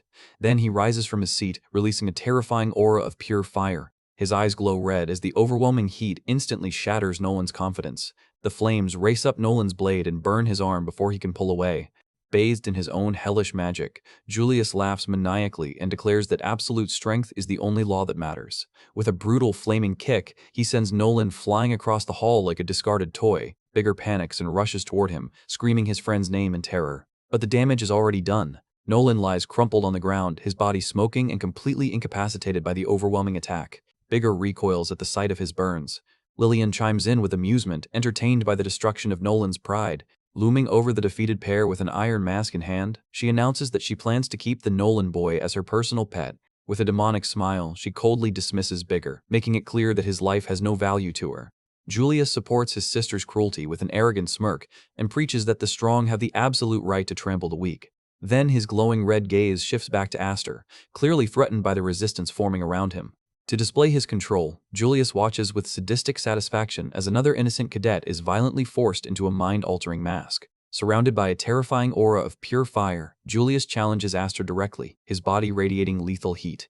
Aster glares back, one golden eye shining fiercely as he refuses to back down from his sadistic relative's taunts. Without a second thought, Aster launches himself forward and brings his crimson blade down in a devastating overhead strike. The impact erupts into a massive burst of sparks, but Julius blocks the heavy blow with flames and a smug grin. Aster grits his teeth in frustration, straining against the impenetrable wall of fire. His raw power is not enough to break through. Before he can adjust his stance, Julius's burning hand shoots out and clamps around his throat. Flames instantly engulf Aster at point-blank range. He screams in agony as the fire swallows him. From the sidelines, Bigger screams Aster's name in horror, completely powerless to stop the brutal execution. Julius looks disappointed by the pathetic display. He mocks the legendary title of 7 Wings and dismisses Aster as utterly useless. Fully swallowed by the inferno, Aster's eyes slide shut as if he has been defeated by the overwhelming gap in magic. But deep inside the blaze, a crimson light pulses from his sword hilt. Aster tightens his grip on the weapon and refuses to go down. His golden eyes snap open to the searing heat. Coldly, he warns Julius not to celebrate just because he managed to block one attack. Then Aster channels the very fire meant to destroy him. A monstrous spinning vortex of crimson energy erupts around his blade and tears across the battlefield. Julius is caught completely off guard by the mechanics of the counterattack, and for the first time, genuine panic flickers across his face. As the crimson blade cuts through the inferno, Julius realizes in horror that his own magic is being turned against him. The combined force of flames and red energy slams directly into him, shattering his smug composure. With a deafening crash, the shockwave launches the blonde tyrant backward and buries him deep in the shattered masonry of the Academy Hall. Aster lands among drifting embers, coughing through the smoke. Then he casually says that he missed Julius's earlier speech. His sword still radiates terrifying power as he steps forward and dismisses every arrogant word his cousin had spoken. Standing over the broken battlefield, Aster coldly dares Julius to speak again. Shadows cover his face as he delivers one final merciless insult, declaring that garbage has no right to talk. Massaging the burn marks around his neck, Aster's eerie golden eyes pierce through the dust as he mockingly asks if the fight is already over.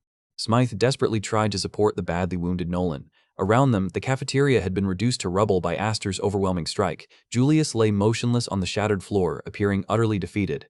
Yet Aster's instincts warned him that something was wrong. The battle had ended far too easily. From the clouds of dust and broken debris, movement suddenly emerged. To everyone's horror, Julius slowly rose to his feet. A twisted grin spread across his face as he casually brushed the dust from his clothes, looking as though he had merely stumbled rather than suffered a devastating attack. Not a single injury could be seen on him. Smythe stared in complete disbelief. He thought that such a catastrophic blow should have erased Julius entirely. Meanwhile, Lillian burst into laughter, clearly entertained by the chaos. She mockingly ridiculed her own brother, sarcastically remarking that his performance was pathetic considering all the confidence he had displayed earlier. Ignoring his sister completely, Julius picked up his sword.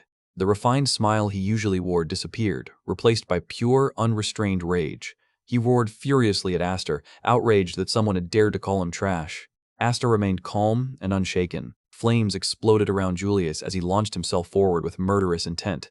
At the same time, crimson energy gathered around Aster's blade as he stepped forward to meet him. Flame and shadow rushed toward one another like two disasters set on collision. The resulting explosion promised to destroy the entire hall. Julius brought his burning sword down in a devastating arc, intending to incinerate Aster where he stood. Aster raised his own weapon, preparing himself for the impact. But before their swords could collide, a third figure descended from above and interrupted the battle completely. The newcomer was Count Mace, one of the powerful members of the Academy Board. Elegant and composed, he effortlessly halted the clash. With a simple motion of his hand, he instructed his attendants to secure the surroundings and officially put an end to the conflict. Julius burned with fury. He angrily demanded that Count Mace stay out of his affairs. However, Mace merely smiled and casually brushed aside the outburst. He calmly lectured the enraged top student, remarking that bullying those beneath him hardly suited someone of his status. Then, with effortless elegance, Mace placed his hand on Julius's sword. Instantly, the raging flames vanished. Without speaking further, the vast difference between them became painfully obvious. Julius clicked his tongue in frustration. Even he understood that fighting Count Mace would be pointless. Reluctantly, he sheathed his sword, and his blazing aura faded away. He ordered his followers to withdraw and announced that the welcome feast had come to an end. Accompanied by his subordinates, he began leaving. Aster immediately attempted to chase after him, declaring that the matter was not over, but Count Mace grabbed his shoulder and restrained him. With a friendly yet firm tone, he calmly asked Aster to let Julius go this time for his sake. His grip prevented Aster from escalating the conflict further. As the seniors departed, Aster's eyes suddenly found a familiar figure, Ulfin. He called out to his sister, but she never turned around. Guided away by others, she kept her masked face turned from him. The sight sent chills through his heart. It was the image of someone whose will had been completely enslaved. Helpless and heartbroken, Aster could only watch as his sister vanished from sight. On the ground remained the iron shackle that had been intended for them. It lay there like a cruel reminder of their costly and incomplete struggle. Standing amidst the destruction, Aster's eyes hardened. He silently resolved that this battle was far from over. Later, the group gathered inside a quiet room to assess the aftermath of Julius's rampage. Nolan remained unconscious in the infirmary, his body wrapped in heavy bandages, another victim of the Academy's merciless politics. Everyone remembered how Lillian had happily taken away their captured companions, condemning them to become obedient puppets. Burdened by their defeat, Smythe looked toward Aster and asked what they should do next. Instead of answering, Aster fixed his gaze on Count Mace. He demanded an explanation. One of Mace's attendants immediately rebuked him for his disrespect, but Mace simply smiled and waved her concerns away. His carefree attitude only irritated Aster even more. Suspicion filled Aster's eyes. He knew this man was not as simple as he appeared. Old memories resurfaced.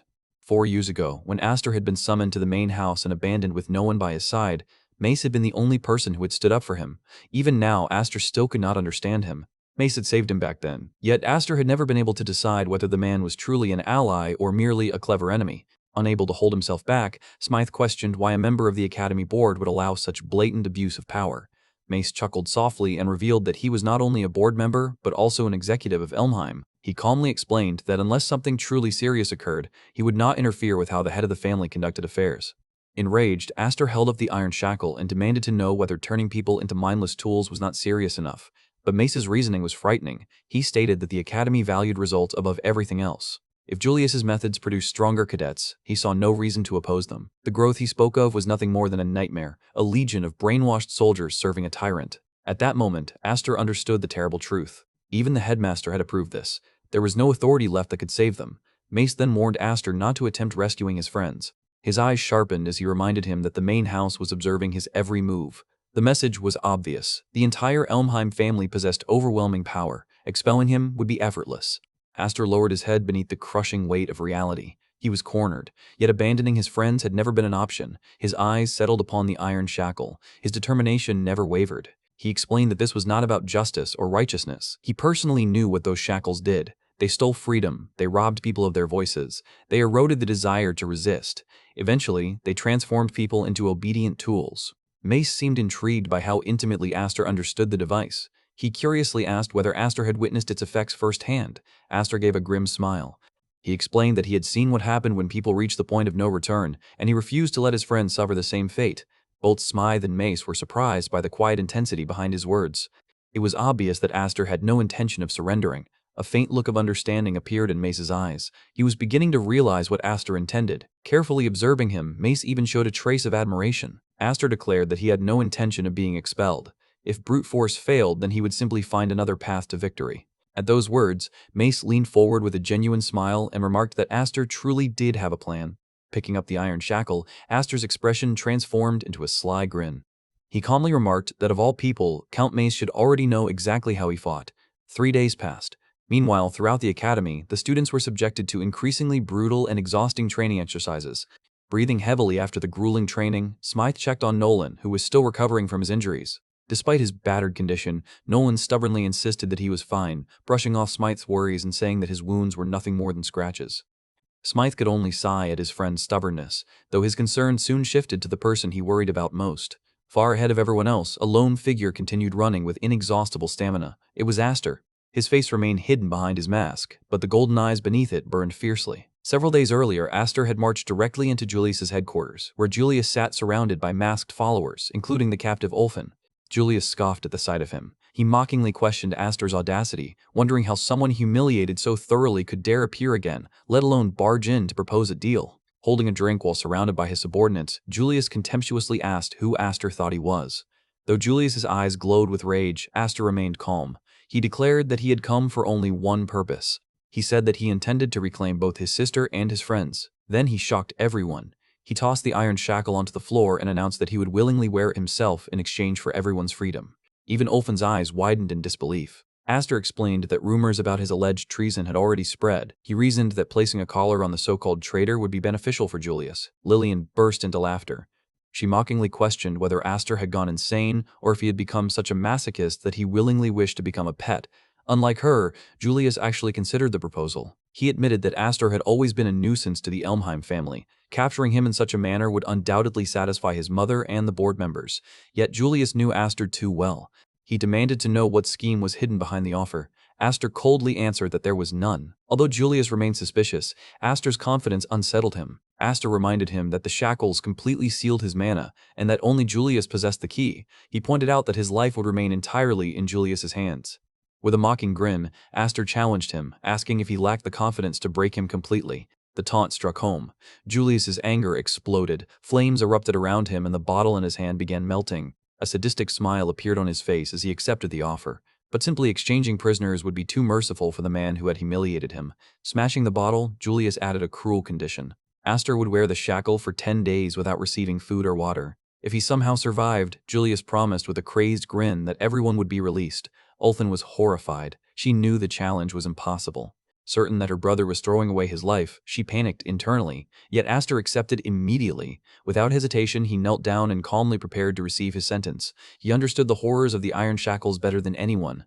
Raised as a tool within the Elmheim household, he knew how they slowly rotted a person from within. He remembered the sister he once knew. She had been fiery, stubborn, and strong. Though easily wounded, she had always hidden her softness. But now, she couldn't even oppose trash like Julius. The woman before him was merely a powerless shell. Silently, Aster vowed that he would shatter those chains and speak to his sister once again. Thus, his ordeal began. Meanwhile, back at the training grounds, the cadets endured merciless drills. The instructor shouted at the collapsed students, demanding to know who had given them permission to rest. Even Grian was driven to his limits and wondered why he had to suffer through such hell. Watching from the sidelines, Smythe and Nolan noticed that not even Julius's elite followers were spared from the brutal training. Smythe worried that their imprisoned companions would die from exhaustion before Aster could rescue them. However, Nolan pointed out that one person seemed completely untouched by the suffering. Smythe looked over and stared in disbelief. Days had passed, yet Aster continued running without showing the slightest sign of fatigue. Nolan analyzed the situation rationally. He explained that ordinary people could only survive 3 or 4 days without food or water. A week was already pushing human limits, and only if they avoided activity. But Aster wasn't resting. He had been forced to spar, carry heavy loads, and swim endlessly while undergoing brutal physical training. By every logical measure, he should have collapsed long ago, and yet his pace never slowed. Nolan remembered an old rumor about the legendary 7-winged child. He recalled that the story claimed the abandoned infant had crawled alone across a snow-covered mountain for kilometers before being found. He remarked that if such a story were true, then it would prove the child possessed an almost supernatural desire to survive. Smythe dismissed it as nothing more than an exaggerated tale. Meanwhile, conditions in the underground prison were even worse. Lillian arrived with a smile, mockingly referring to the occasion as feeding time for the sewer rats. With a snap of her fingers, magic activated and the restraints over the captives' mouths opened. Their meal consisted of only a single slice of cheese and 1 cup of water. One prisoner broke down, crying that he had reached his limit and abyss treatment would kill them. Grian pitifully begged his sister Lillian for proper food. In response, Lillian cruelly crushed his plate beneath her boot, reducing the meal to mush. With a sneer, she remarked that he should have simply said he didn't want it rather than waste food. She then reminded everyone that someone else was suffering far more than they were. Deep within the darkness, Aster sat alone, silently enduring his punishment. Above him, Julius enjoyed a luxurious meal, tearing into a juicy steak while observing his cousin's suffering from a balcony. Turning toward Ophine, who sat beside him against her will, Julius mockingly suggested that she should cheer for her admirable younger brother. With a demonic grin, he cruelly implied that perhaps she could no longer even face him. Laughing loudly, he mocked the fact that Aster had fallen into such misery because of her. The psychological torture worked. Ophine trembled violently, whispering her brother's name while drowning in guilt and helplessness. Even Julius found himself confused. He had assumed Aster had some hidden trick. But days had passed, and Aster had done nothing. He neither resisted nor attempted escape. He simply endured. Julius wondered if his cousin truly intended to survive all 10 days through sheer stubbornness.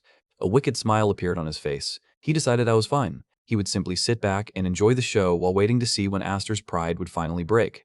What Julius didn't understand was that Aster's determination was born from something much greater than pride. Even in the darkness, his golden eyes still burned with unwavering resolve. Elsewhere, a lecture on mana was underway.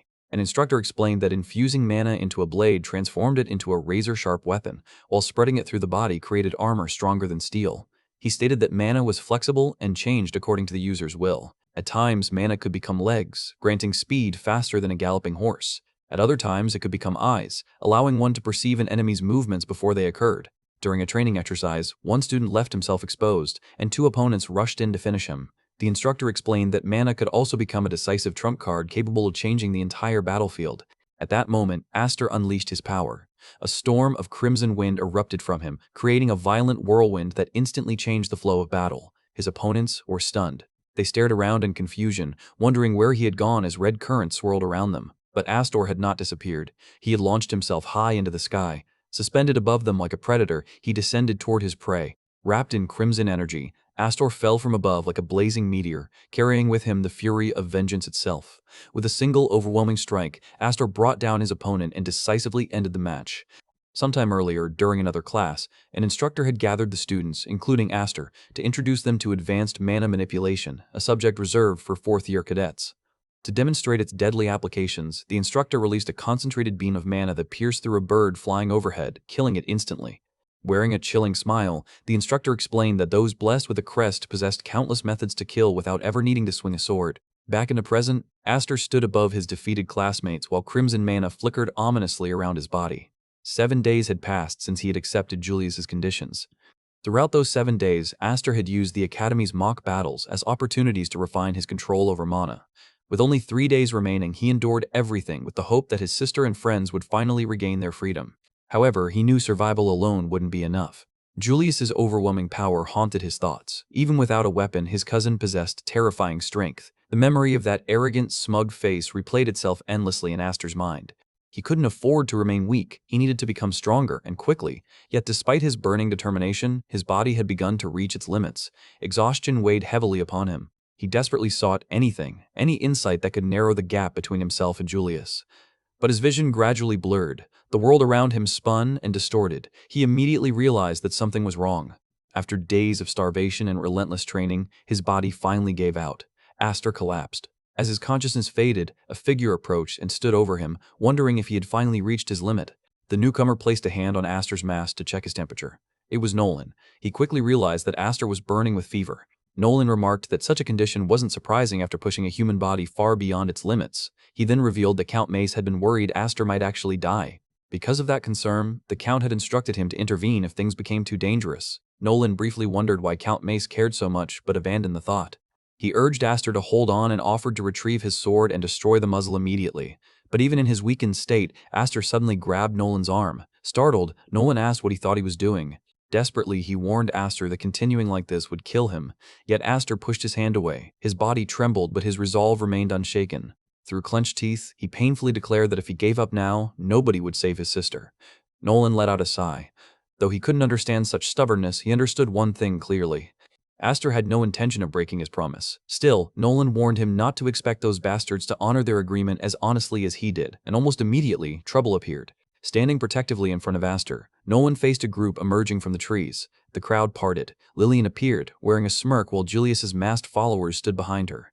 Mocking Aster's pale complexion, she jokingly remarked that he looked so lifeless that someone might mistake him for an undead creature and kill him. Hatred burned behind Aster's eyes.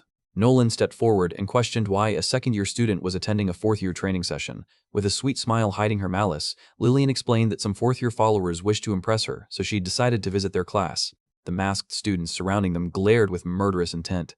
Meanwhile, Lillian climbed onto a tree branch and sat above them like a queen overlooking her subjects.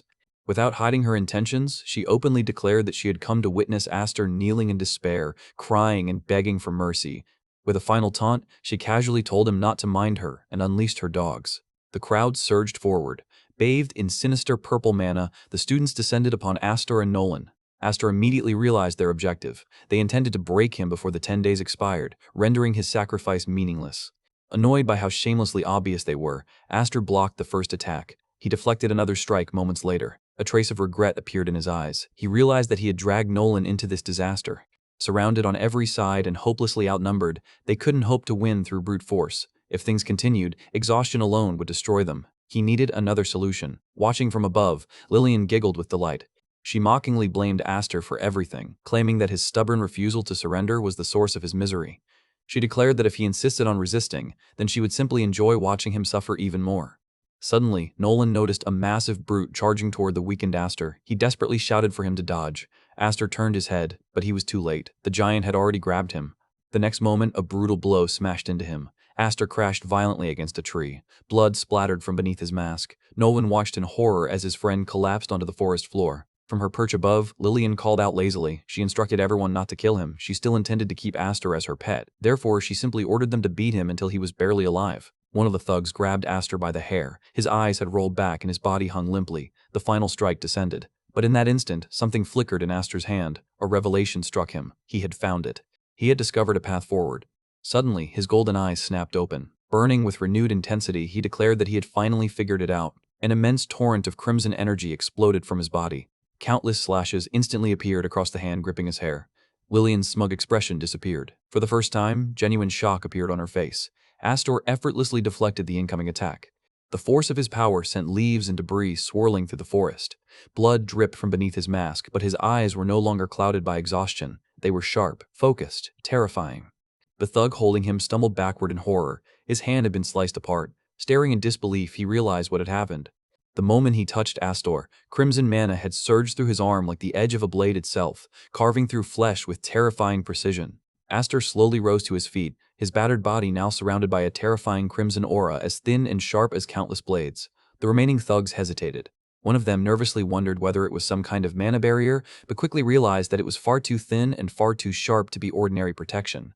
Ignoring the fear in his companions, the hulking brute from earlier charged once more. Purple mana wrapped around his fist as he rushed forward, determined to crush Aster once and for all. But Aster remained completely composed. Raising a single hand, he gathered crimson mana around his palm. The instant the brute reached him, Aster effortlessly grabbed his head.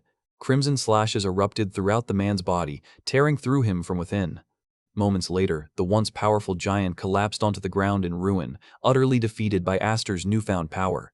High above on her branch, Lillian's smug expression vanished. Sweat formed on her forehead as disbelief filled her eyes. To her horror, she realized that Aster was using attribute shift, a highly advanced technique that even many second-year students struggled to learn. Meanwhile, Aster himself remained calm. He understood that this power was on an entirely different level compared to simple reinforcement of weapons or the body.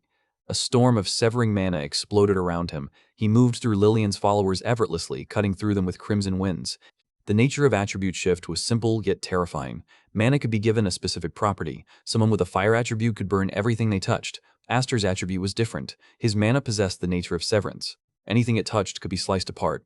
The remaining thugs trembled. Some quietly acknowledged that it was a technique so advanced that most people would never master it during their entire lives. Bathed in red light, Aster moved like a grim reaper. His dance was one of destruction. Watching in stunned silence, Lillian realized there could be no mistake. At that moment, Aster possessed the ability to kill a person with nothing but his mana.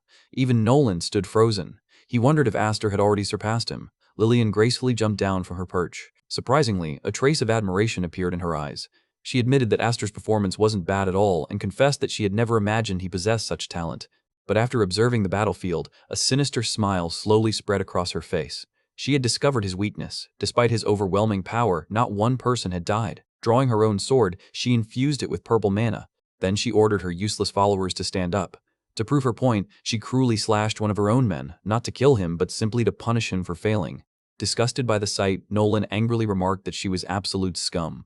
Before either side could move further, a red flash suddenly spread from the collars of the prisoners. In the next instant, the mana-sealing masks covering Julius's captives shattered into pieces. Lillian stood frozen in disbelief. She couldn't understand what had happened. The newly freed students stared at their hands in shock. One of them gasped desperately, overwhelmed by the simple joy of being able to breathe freely again. Nolan looked at Aster in amazement. He realized that, even in the middle of combat, Aster had performed a feat requiring incredible precision. He had not simply destroyed the masks. Using his severing attribute, he had cut only the locking mechanisms with pinpoint accuracy. Lillian clicked her tongue and mockingly questioned what difference it made. She confidently declared that her obedient pets knew their place. She sneered that Aster's efforts were meaningless because the masks would simply be put back on after he was dealt with. With a shrill scream, she ordered her followers to attack, but no one moved. Instead, her own subordinates merely stared at her. Cold, silent, empty, confused, Lillian glanced around frantically. Her anger quickly transformed into panic. Without realizing it, the tables had turned. The same students she had controlled now surrounded her. Nolan smirked and sarcastically remarked that their souls had become so rotten that they would rather turn on their master than continue accepting slavery. Stepping forward menacingly, he asked whether Lillian was prepared to face them herself. For the first time, true panic appeared on Lillian's face. Cornered by her own former followers, she could no longer maintain her composure.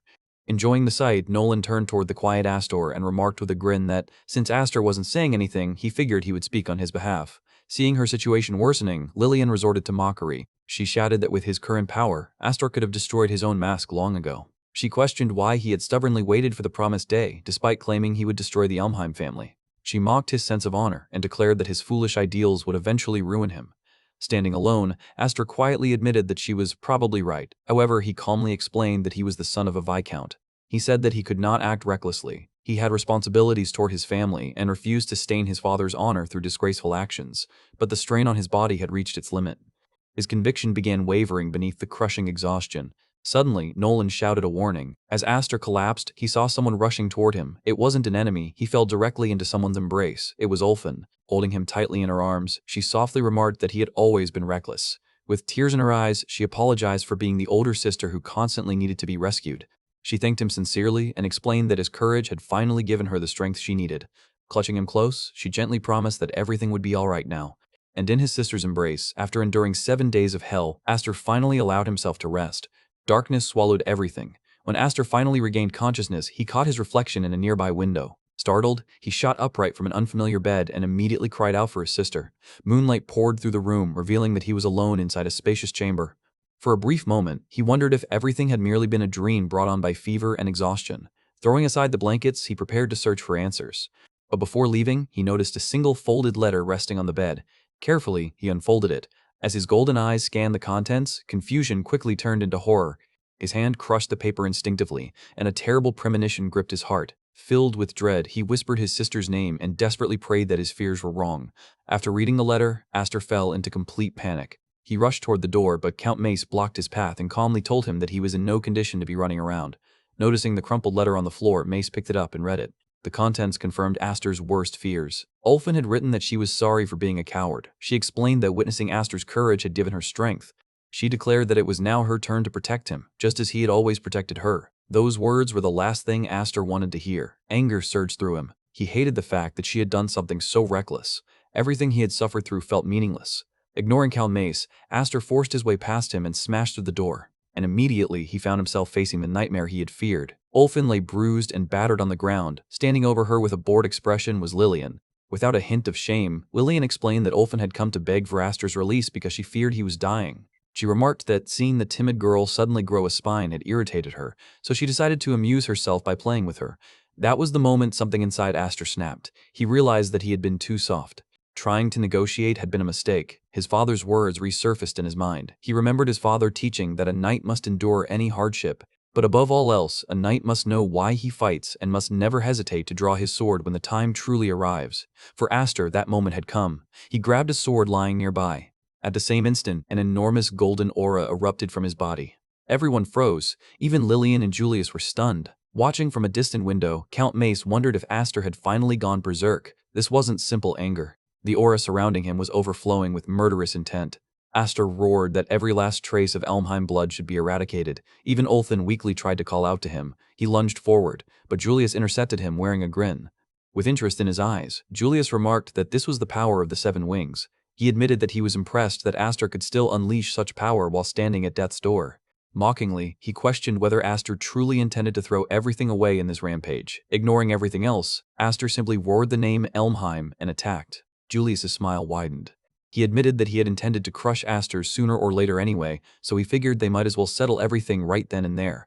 Gold and crimson collided. The clash between the two crests created a blinding explosion of light. The shockwave alone forced nearby guards to flee in terror. Even Liliane couldn't hide her astonishment at the monstrous power being unleashed. Despite his broken body, Aster moved like a crazed demon wrapped in the golden radiance of the seven wings. Watching from afar, Grian was speechless. He remarked that Aster was releasing far more mana than during their previous fight, and realized that this was what happened when two crest holders fought seriously. The shockwaves were so violent that even Ulfin was thrown backward. Julius blocked another furious strike with ease. A smirk remained on his face. He noticed that the same brother who had gone mad over Ulfin moments ago wasn't even looking at her anymore. Confused, Julius wondered what kind of obsession had consumed him. Inside Aster's mind, only a single command remained: destroy them, erase every last drop of Elmheim blood. Lowering himself, Aster lunged like a beast determined to devour Julius whole. Immediately, Julius recognized the movement. Aster was trying to strip away his mana once again, just like in the cafeteria. Roaring fiercely, Julius declared that he wouldn't allow him that luxury. Lilian panicked and warned her brother as Aster's mana surged. But Julius remained calm. To his surprise, however, he discovered that Aster's mana could actually cut. Thin wounds appeared across his body. Though shallow, they left him intrigued rather than frightened. Feeling the stinging cuts, Julius finally understood the nature of Aster's attribute. Forced backward, he slid across the ground before stopping with a confident smile. Tearing off his damaged shirt, he intensified his aura. The stone floor beneath his feet cracked and melted. Julius admitted that a severing attribute was exceptionally rare and acknowledged that Aster possessed interesting tricks. For the first time, he confessed that he felt Aster's mana could truly kill him, but he warned him not to misunderstand. His power was far more than simple heat. His crimson aura transformed into a raging inferno. He proudly declared that his mana possessed death itself. The unbearable heat struck Aster like a physical blow. Julius boasted that his power was on an entirely different level, powerful enough to rob others of the will to resist simply by existing. Even the guards nearby trembled helplessly, proving his point. With contempt, Julius dismissed Aster's desperation. He declared that only the person still standing at the end mattered. Then he unleashed a massive wave of scorching heat. Mocking Aster, Julius remarked that growling alone wouldn't change anything. He declared that the pathetic struggle was over. Watching from the sidelines, Lilian sneered with disgust, criticizing Aster for destroying his own body simply to keep fighting. Meanwhile, Ulfin could only watch in horror. Her mind drifted back 7 years. The last time she had seen Aster like this, their father had nearly sacrificed his own life to stop his son's berserk state.